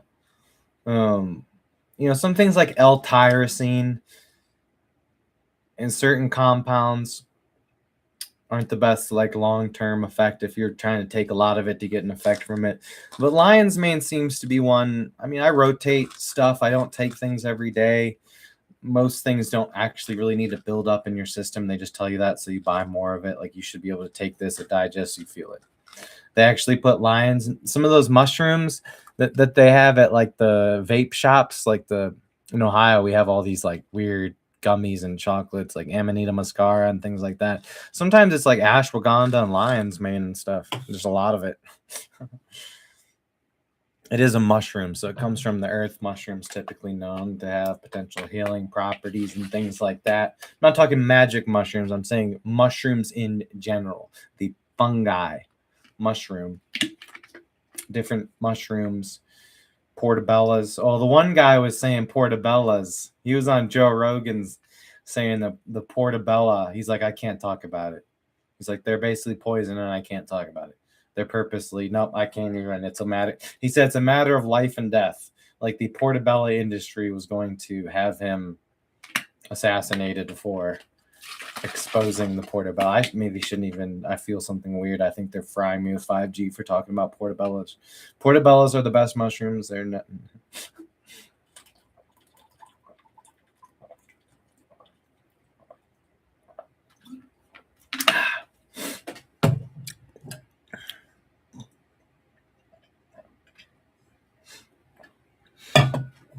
Been taking a break from coffee. It can be kind of powerful on your stomach sometimes. So I got the drink packets with caffeine in them. They got 60 milligrams of caffeine, you know, make a nice little mini energy drink. Polly says if the cat's tail is pointed up, that probably means they're in direct connection with Starlink. It could be. Well, the cat version of Starlink, the magical cat god in the sky, they're linking up. Let's see here. You know, I don't like to do too many, you know, big stories and things like that. The dude with the gambling, the Texas Tech and the gambling. I've met a couple of people who are like certified gambling addicts, kind of. I think the one dude was just going through a phase. He was kind of chill. But I've met, you know people over a long period of time. They've done a lot of gambling and like a daily spending like $200 a day. They're narcissistic. They don't understand that their actions have an effect on others. Brendan Sorsby, the NFL prospect who has 1 year of eligibility at college and he's supposed to play for Texas Tech and could potentially be one of the best quarterbacks, has been under all sorts of hot water all this time because he got in trouble gambling and got banned. There's some kind of temporary restraining order where it opens his window to play somehow because the Texas Tech won a restraining order against the NCAA so he can play. Now that the restraining, it's still ongoing, but within the court they can't they said no, you can't. The ban, you can't have the ban until we figure out what's going on in the court. Well, if you know how those things work, a lot of times they stretch it out in the courts, but the season starts on time. Courts don't do that shit. They love stretching things way out. If they can, if the lawyers can stretch it out, they will. And yeah, so they found a way. He's going to be Texas Tech self-imposed him for 2 games, but then week 3, at this very moment, if nothing else has changed in the legislation, he can play. The Big East, Texas Tech's conference is considering putting sanctions on him and saying like you're in trouble, take away your money or something, scholarships, whatever. But then there's other teams that are like, we're not going to play you. We are not going to let our team play against your team. We're taking you off our schedule and finding a new opponent and giving some small school a chance to come play us instead of you. So I don't think he's going to play football in college ever again. He might make the NFL because he's actually probably kind of good. Apparently there was 2 bets in there, and all these bettings that he did, there were 2 bets that were negative outcomes of his own team. This is a narcissist. You do not fix a narcissist. This is someone who doesn't care about what the people around them. They only care about themselves. Like, hey, I probably won't get caught. If I do get caught, I can probably still go to the NFL. Texas Tech, hey, you just lost your quarterback. You now got to reset at quarterback completely. You just lost a really good player because I need to do this gambling. But also, like, I don't know. I guess the narcissist usually doesn't care about themselves as much either. Sometimes. Maybe he's a talented guy and has gotten to through life, but people like this tend to be the kind of person that causes trauma and stuff for other people and treats other people poorly. At the end of the day, somebody with these types of issues, I mean, I know gambling is a behavioral thing, and I know they're saying, well, if you don't let him play football, that's harming his mental health because he's trying to get over this gambling addiction. That addiction seems to run pretty rampant with other stuff. If no one, oh, I went to 35 days for gambling and I'm good. I went to the most popular gambling rehab center for 35 days. That's not really how addiction works, but gambling addiction is like more behavioral and more deep rooted because there's not like a real dopamine other than that you might make money. The dopamine's a source associated with money. Drugs actually do shit to your brain. I get that, yeah, it's giving you a thrill is doing something, but this is like over the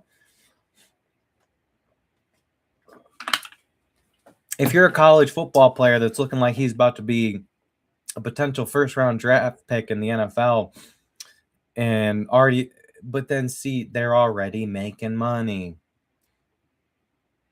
He's already got a certain amount of money and a certain amount of trust that he's made from college that, yeah, if things went bad and he got busted for gambling, he could just quit and go be a gambler. He has all this money that he put in some kind of trust or something that like stretched out the money.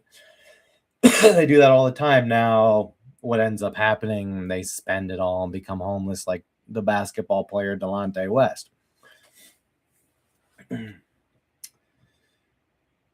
But yeah, mental health is a serious thing, and this guy's kind of using it as a cope out. And it's like, listen, man, I got real donkey brains. I'm actually on that tism spectrum. I got some real donkey brains up in this bitch. And there's people that are really suffering. And they may have lost their job because of their mental health disorder.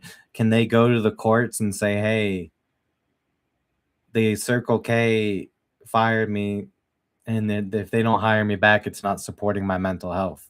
No, no one would ever be able to do that in the history. And they said in the thing, like, yeah, it's this lawyer and Brandon Sorsby versus 8 billion people on Earth, because nobody, maybe the other degenerates like him, but most people are just like, yeah, no. You have all those opportunities and you're willing to bet, be a gambler. You really need to be a gambler that bad. Like, that's an extra, that's just a layer, man. Like, there's no way this dude, first things first, nothing stopping him from going into a T-Mobile. I don't know if you can do it, but you can find somewhere, dude. My friend had, his name is Michael Jordan through his phone carrier. That, like, they don't take, that at one point phone carriers didn't take your actual ID. You didn't have to be verified. I don't think they do that. That's why you get all these spam numbers and these numbers that they can be whoever they want and they don't have their name tied to it. Like, yeah, you can get a burner phone. You have your phone right here. You have your burner phone right here. Your friend's number. You text them up, telling them what you want to bet on this and that. He could. That's a thing about a guy like this. You know where his brain would really get off? Not only just gambling while he's not supposed to because he's a college player, but then he was one of the ones that actually bet on his own team a few times, which is really messed up. But like, you're just doing it, yeah, for the thrill. Wasn't trying to make it didn't care that much about the profit, I don't think, but the thrill. Yeah, I'm the bad one. Do you think that guy isn't also Oh, I can go buy you. You would get away with it, man. You can't track that someone unless he's again you and he's not like in trouble with the law. The law, Johnny Lawman is not on him. I don't think. I mean, I think they subpoenaed him at some point and was on him, but I don't know if you like. Do they have an ankle monitor on him? Like he can easily just go out, get a burner phone, text his friends to place the bets. Money wise, cash in hand. Cash in hand, no paper trail. Like, pull that guy over, search his car. How much cash you find? Brendan Sorsby's probably still betting on games right now. That if he was seeking that thrill in the first, it wasn't enough money where he's trying to make money. He's a thrill seeker, kind of like the baseball guys. It wasn't much money. It was much less than their contract, much less than he's making. Just throwing away 90 grand over a couple of years. That's nothing for a college football athlete these days. They're getting NIL money. Yo, what's up, Chinchy? Chinchy in the house. Boba Yeah. Chuck Norris took a placebo. It had no effect. So yeah, in this day and age, I mean, and it was always the OG gambling was like, it's only legal in Vegas. You have a guy you call, you have you have online bookies. By the time I was doing it, was technically federally legalized, just not at the state level, but they had no jurisdiction if you were using a foreign website. So Bovada was perfectly legal. You couldn't get in trouble for using Bovada. People would say that, but then you could show them the literal court case that set a precedent where the dude in Ohio beat the whatever. He beat Ohio because it's foreign. They had no jurisdiction. It's just a gaming website at that point. It falls under different laws in that country, so you can't charge it like that over here. Fugazi. Sometimes all you gotta do is call Fugazi. I gotta blow my nose here real quick. I'm gonna go ahead and blow my nose on camera so that nobody thinks I am doing cocaine.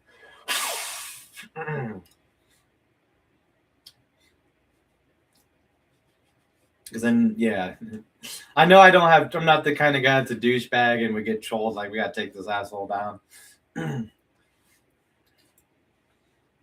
I know that's how you got how you get a lot of clicks and views. So, anyways, yeah, that's kind of my 2 cents. That someone like this, man, it's not just go to a rehab for 35 days and you fixed your narcissism or potential like seeking of thrills. And again, I'm not accusing I'm not like saying there's evidence that he's still gambling or anything like that, but technically speaking, if he, again, you break this down, it is a thrill seeking thing. It's not just like I have to gamble. It's more like I'm gambling and I'm this guy. It was more about the thrill than actually trying to make money. Maybe he got just hooked on playing the games every day and that was just his hobby. And he thought in his head, oh, this is my hobby. I don't care about their rules. I feel as if you're a quarterback of a college football, the way you've lived your life, I would assume you could potentially find something better to do. I would assume, right?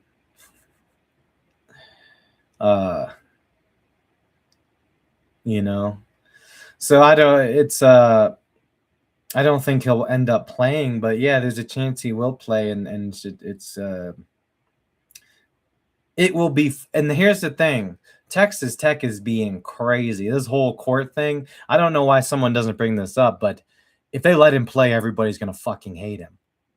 Everybody's gonna hate Brendan Sorsby. Is going to get so much more hate from.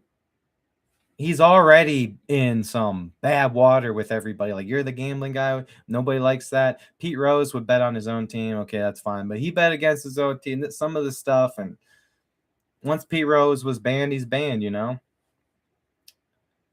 It's all everybody knows that you're just not allowed to do it. If you do it, like, I know Pete Rose wasn't as bad. Or maybe it was. Who knows? Yeah, you never know what extent.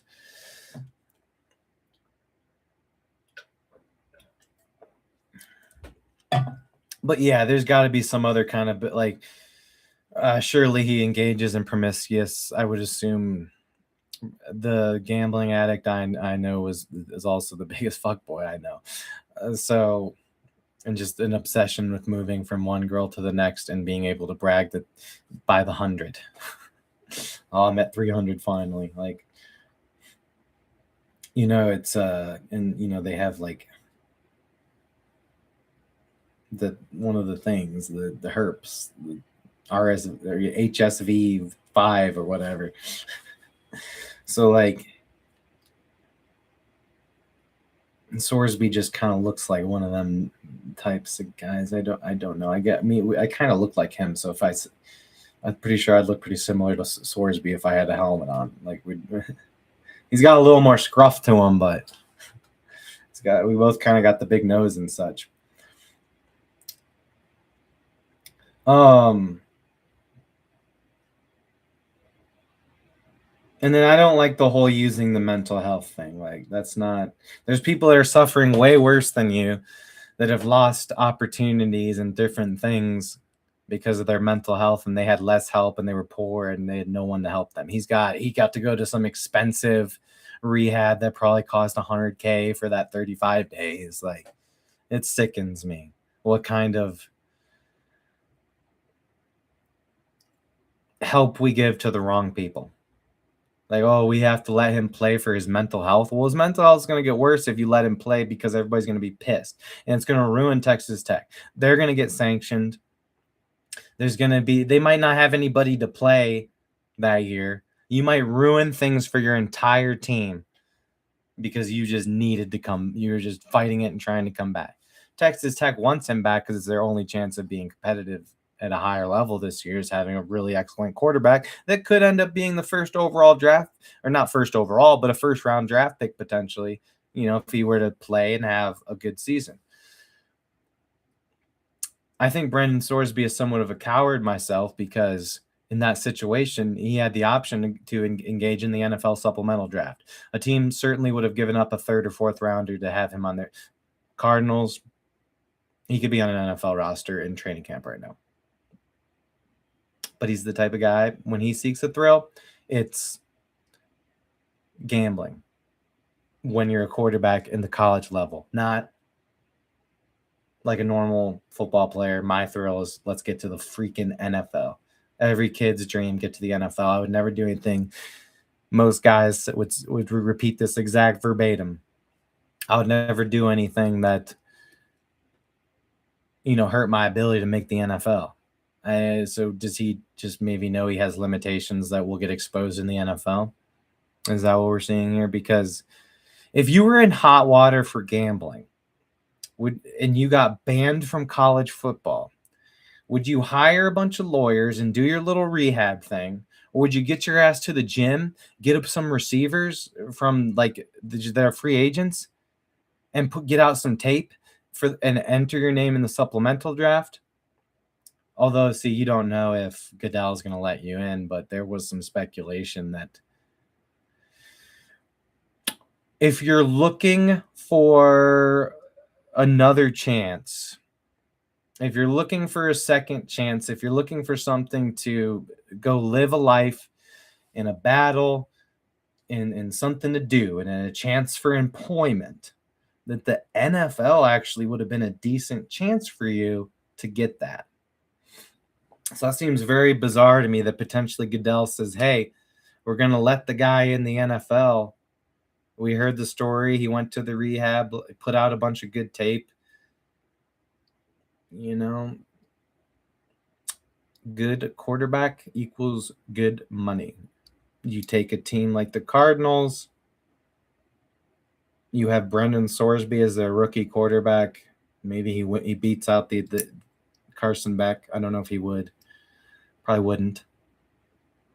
Or if Jacoby Brissett for the Cardinals comes back. I don't know what's happening over there in Arizona. I don't follow the league as closely these days. But yeah, you know what I'm saying? Suddenly, if you come into the league and you're really good, if Brendan Sorsby is a good football player at the NFL level and can be a starting quarterback, you've taken a team that did not have any kind of quarterback, and you've given them a quarterback. You've given the fans a reason to rally and spend more money and go to the games. You've made the Arizona Cardinals more lucrative to watch on TV.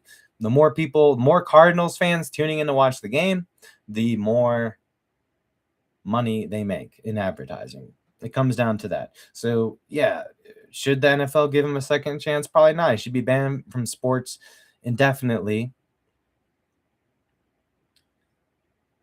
based on the rules and how it's been handled in the past. You should never be allowed to play at especially pro sports if you got busted gambling. But he has not been a professional athlete yet. Well, actually, that's a lie. College is now the pros. College is now technically professional because you are getting paid. That's professional. A professional sport, something you get when you're getting paid. I guess they have semi-pro that you only get paid a little bit. Is it like semi-pro? You're like just 1099, like silly, like I don't know. You're not an actual, and that's why it's only half pro. You do get paid, but it's only like $40 for playing a game in your local. They do have that. There's like semi-pro. I think you actually have to pay to be in it. Semi-pro football, it's like there's local people that are still like men putting on the pads and going to war. It's kind of badass. Like just you have five like the linemen just loving it. Big hogs, big fat dudes just fighting, like rattling it out, blocking. You know the DN's trying to get around you. You know, man. That's fucking. For then they had to pay. They had to pay to be there, man. How sick is that? Stinking, man. Stinking. That's stinking awesome. Fuck. Sometimes I just let myself get nice and positive, you know? That's sick, dude. You want to put on, you're willing to pay in your local league $100 to put on the pad. You had to pay for the helmet, everything. And go out there and battle for the sake of the game. You know what? I'm just quit watching the NFL. I'll still watch the Browns and the Panthers and the Texans and the Buccaneers and the Kevin Stefanski's team, the Falcons. Okay, you got me. But no, I'm gonna start going to the pro because those guys are the real players, man. Those guys they're not the ones getting paid to be there. They're paying and taking time out of their life to be there. It's meaningless. It means nothing.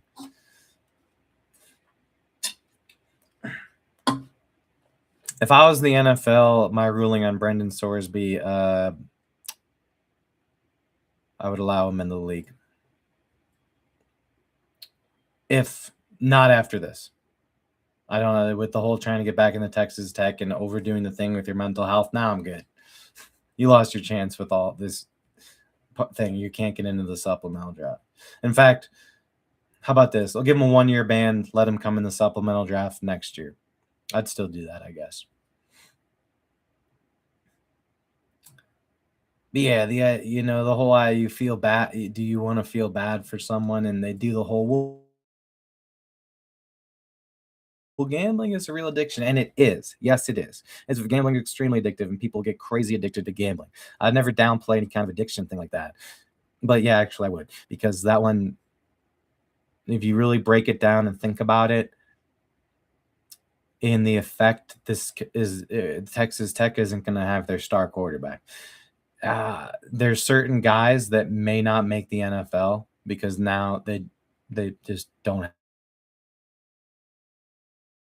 have enough good tape. Like they would have had such good tape with such a good quarterback like he is. He's a very good quarterback, very talented. And he literally costs them their chance at some of those receivers. Defense just in practice, scout team dealing with him in practice is going to make you a better football player. If you're on that team, right? That's how it works for everybody. Scout team is very important. And usually they're having the ones go against the ones all the time and shit like that anyway. So yeah, you want the best guy out there trying to throw dimes against you. It makes you better. And then Texas Tech, hey man, and the people that have already paid him money in NIL, he's got money already from NIL. So to be secretly gambling like that, yeah, it's It's somewhat of again. I would think that there's some, not all the time. Every case is different, but there's some narcissism in there, and well, they say that narcissists can't be fixed.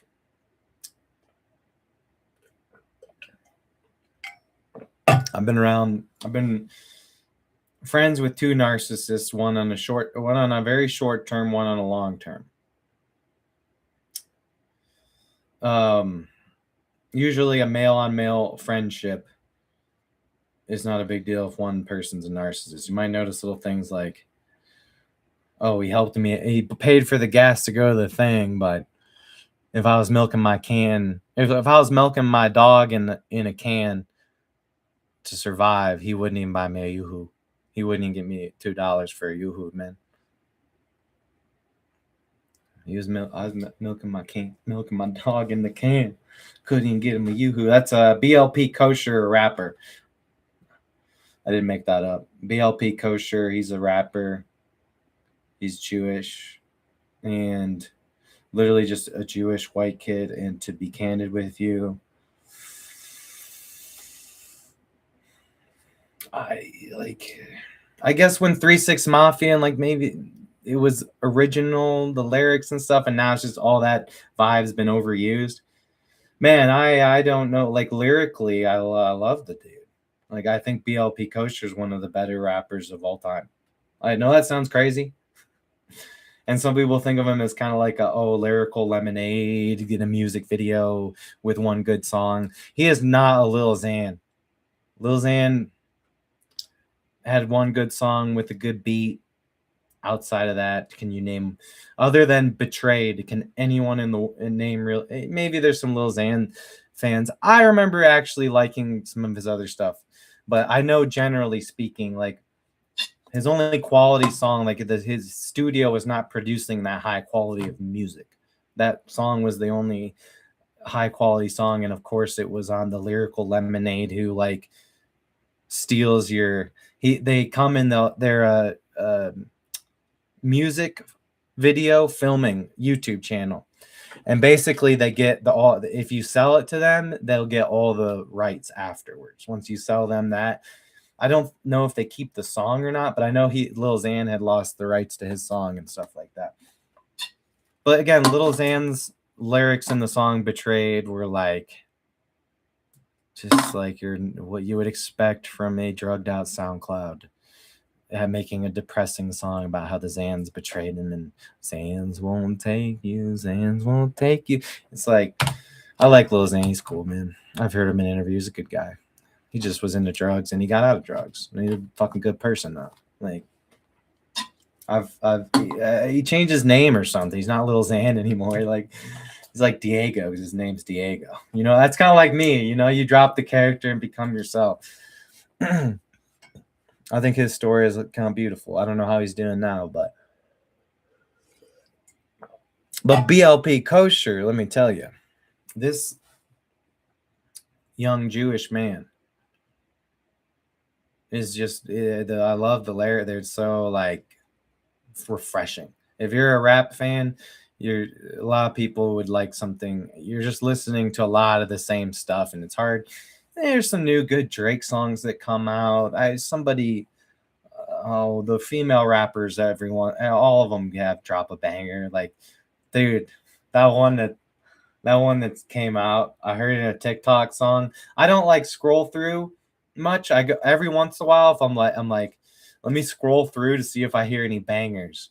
And I hear this like, where all my scamming ass is at.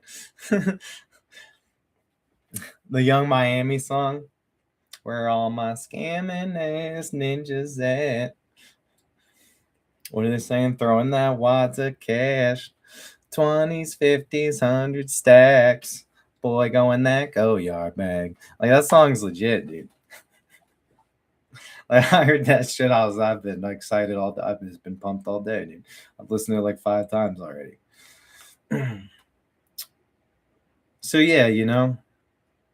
But as far as like an artist, it's still like those songs are still like, okay, throwing the cash, go-yard bag, whatever. when you get something that's just like diverse and refreshing, yeah, it's the rap music, same general gang related topics, but just delivered in a new way. DJ Paul. Popping pills. Yeah, that song. Be all kind of drugs. Gotta know the drugs in me. DJ Paul.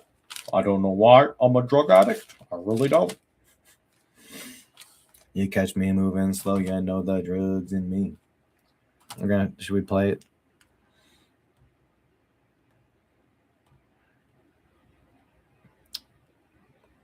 YouTube isn't gonna like when I do this, but TikTok does not mind when I play music. So I gotta take a quick break. BRB. Dude, this is hilarious. Okay, wait, you guys need to actually see this. I can show screen on the YouTube. This is so funny. When you search the song Drugs in Me. Yes, share audio. Wait, no, then I won't be able to hear it. Oh, what did I do? Okay, is this better? Oh, there we go. Look, it says you are not alone. SAMHSA National Helpline. Call like you type in the song "Drugs in Me" on YouTube, and it gives you the hotline for like the national helpline. That's a good thing. Someone could be potentially like drugs or like freaking out, but I'm just like.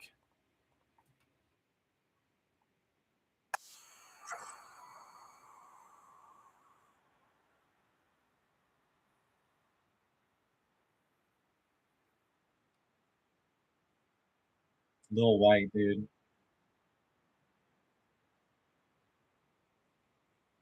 Yeah, that's some big lines. Those are okay. That line would take you out.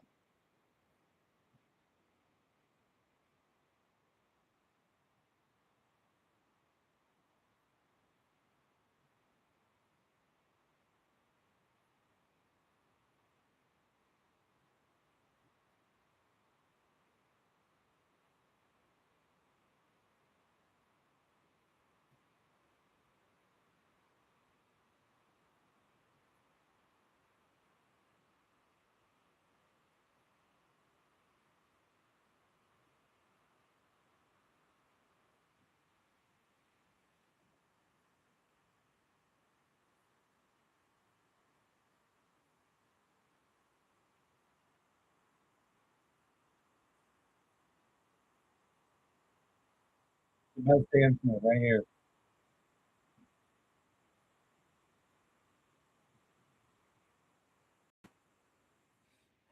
That's DJ Paul. All right, guys. Let's do a timeout. Let's do a timeout. Intermission. Debate on rap music from Lil Xan to BLP Kosher. Share your favorite artists. I do kind of like the. Okay, so sometimes the AI can be useful.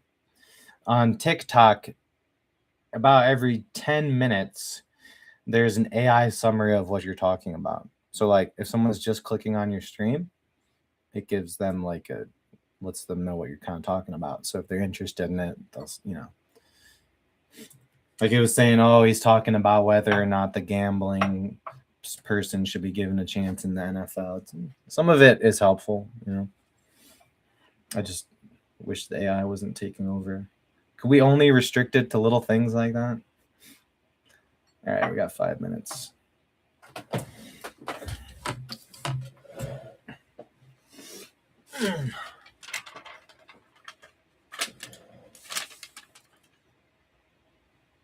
You can kind of see it, right? Can you see it, Polly? Or Chinchi? Can anybody see this? Oh, you're a good kitty. I love you, kitty. I love you too. You're a sweet girl. Thanks for being my good kitty. I appreciate you.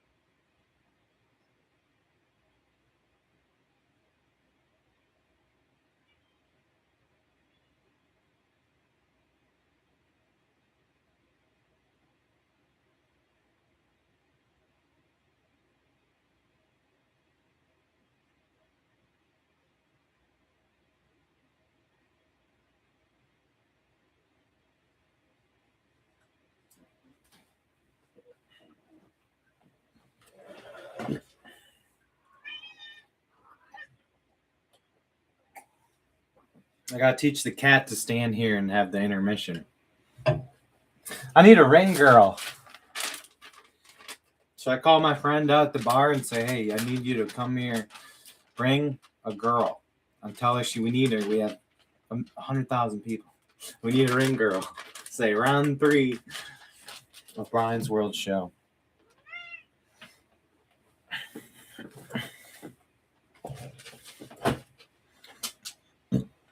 All right, how we doing? I'm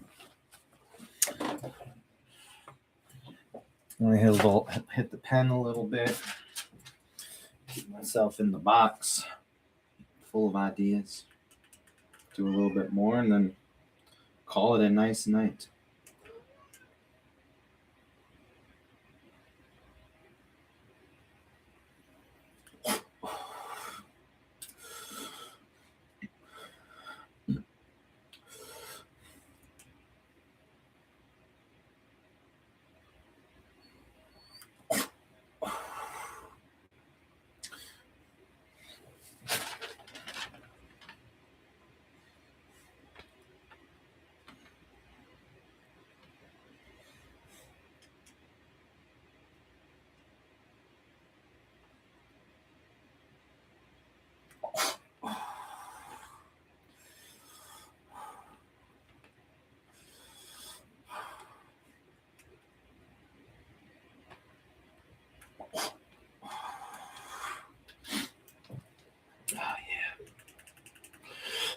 Working that tolerance down, doing less and less.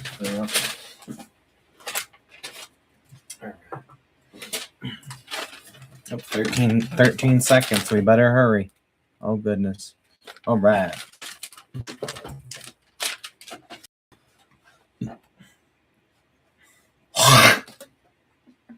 Oh, that's just nice.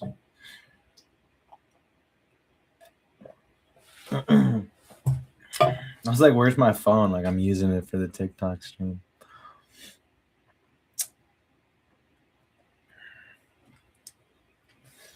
So, yeah, I don't know. And then I'll finish my thoughts on the whole gambling situation. I should probably make sure my audio is coming in crispy still.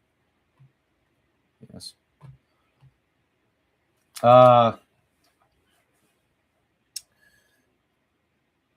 Yeah, sometimes these things are kind of like rage bait type stuff, right? You know, and it can make you upset, and it's like, well, if they're gonna use his mental health, of course he gets to use it, but you know, it's like people want to say your mental health issues are a myth until you like something bad happens. That's kind of sad. Maybe say, hey, it says like they say, oh, you're crazy, you're weird. Well, maybe there's just an underlying issue, and if you understood it better, they wouldn't even seem as weird if you understood their underlying issue and everything that they have gone through. That's how it is for most people.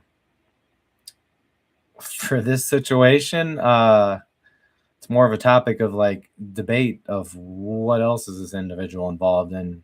Christ, you know.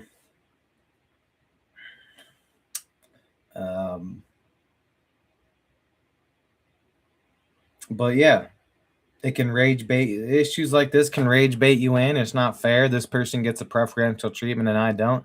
That's kind of life. I think it was made to be this way a little bit. I think that life is blocks. And you know, blocks sometimes they just get knocked over. And your blocks are going to get knocked over, and you're going to see other people that have super glue and they're cheating. They weren't allowed to bring the super glue, but they brought it anyways. And they're putting all their blocks together like super glue, and somebody kicked it down. Instead of it falling over and falling apart, they were able to just put it right back up.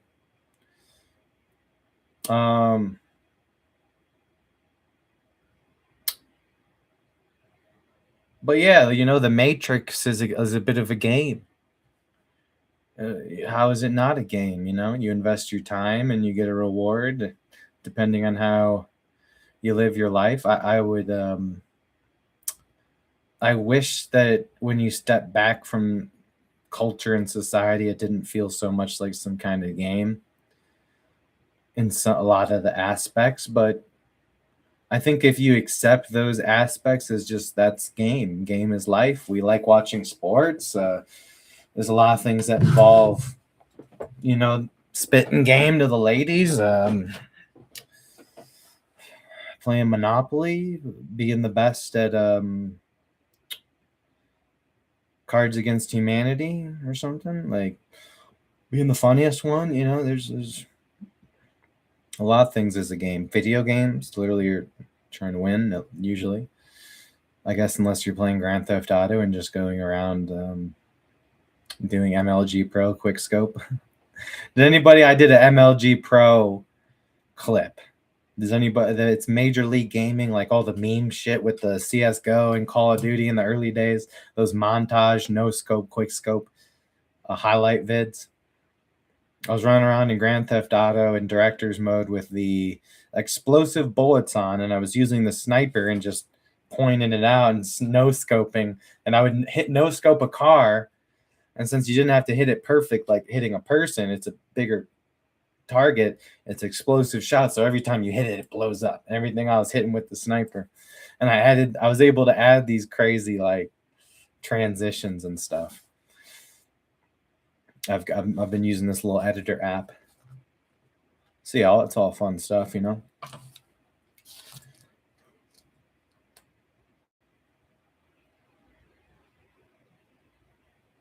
All right, I think we're good. We've done a good amount of streaming to this point in time.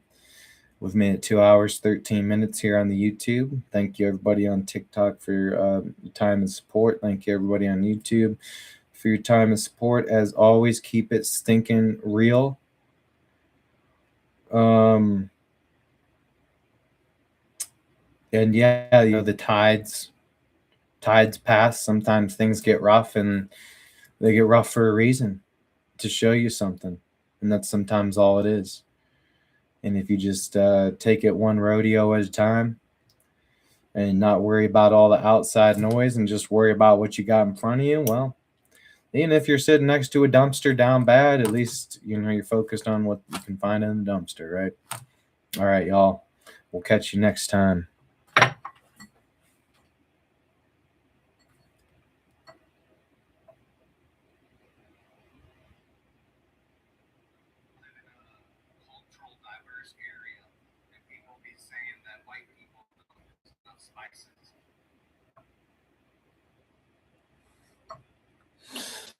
Screw these. Yeah, we're back on the YouTube. Now we get nasty. It's Gil Ambrose. No. The government putting chicken soup in the water to try to make you eat chicken soup so you think you have a cold. No, I'm just kidding, you guys. All right, we're now going to end the YouTube also. Peace out, guys. Have a great night. I'll be having a loop. There'll be a loop-de-loop show. Loop-de-loop-de.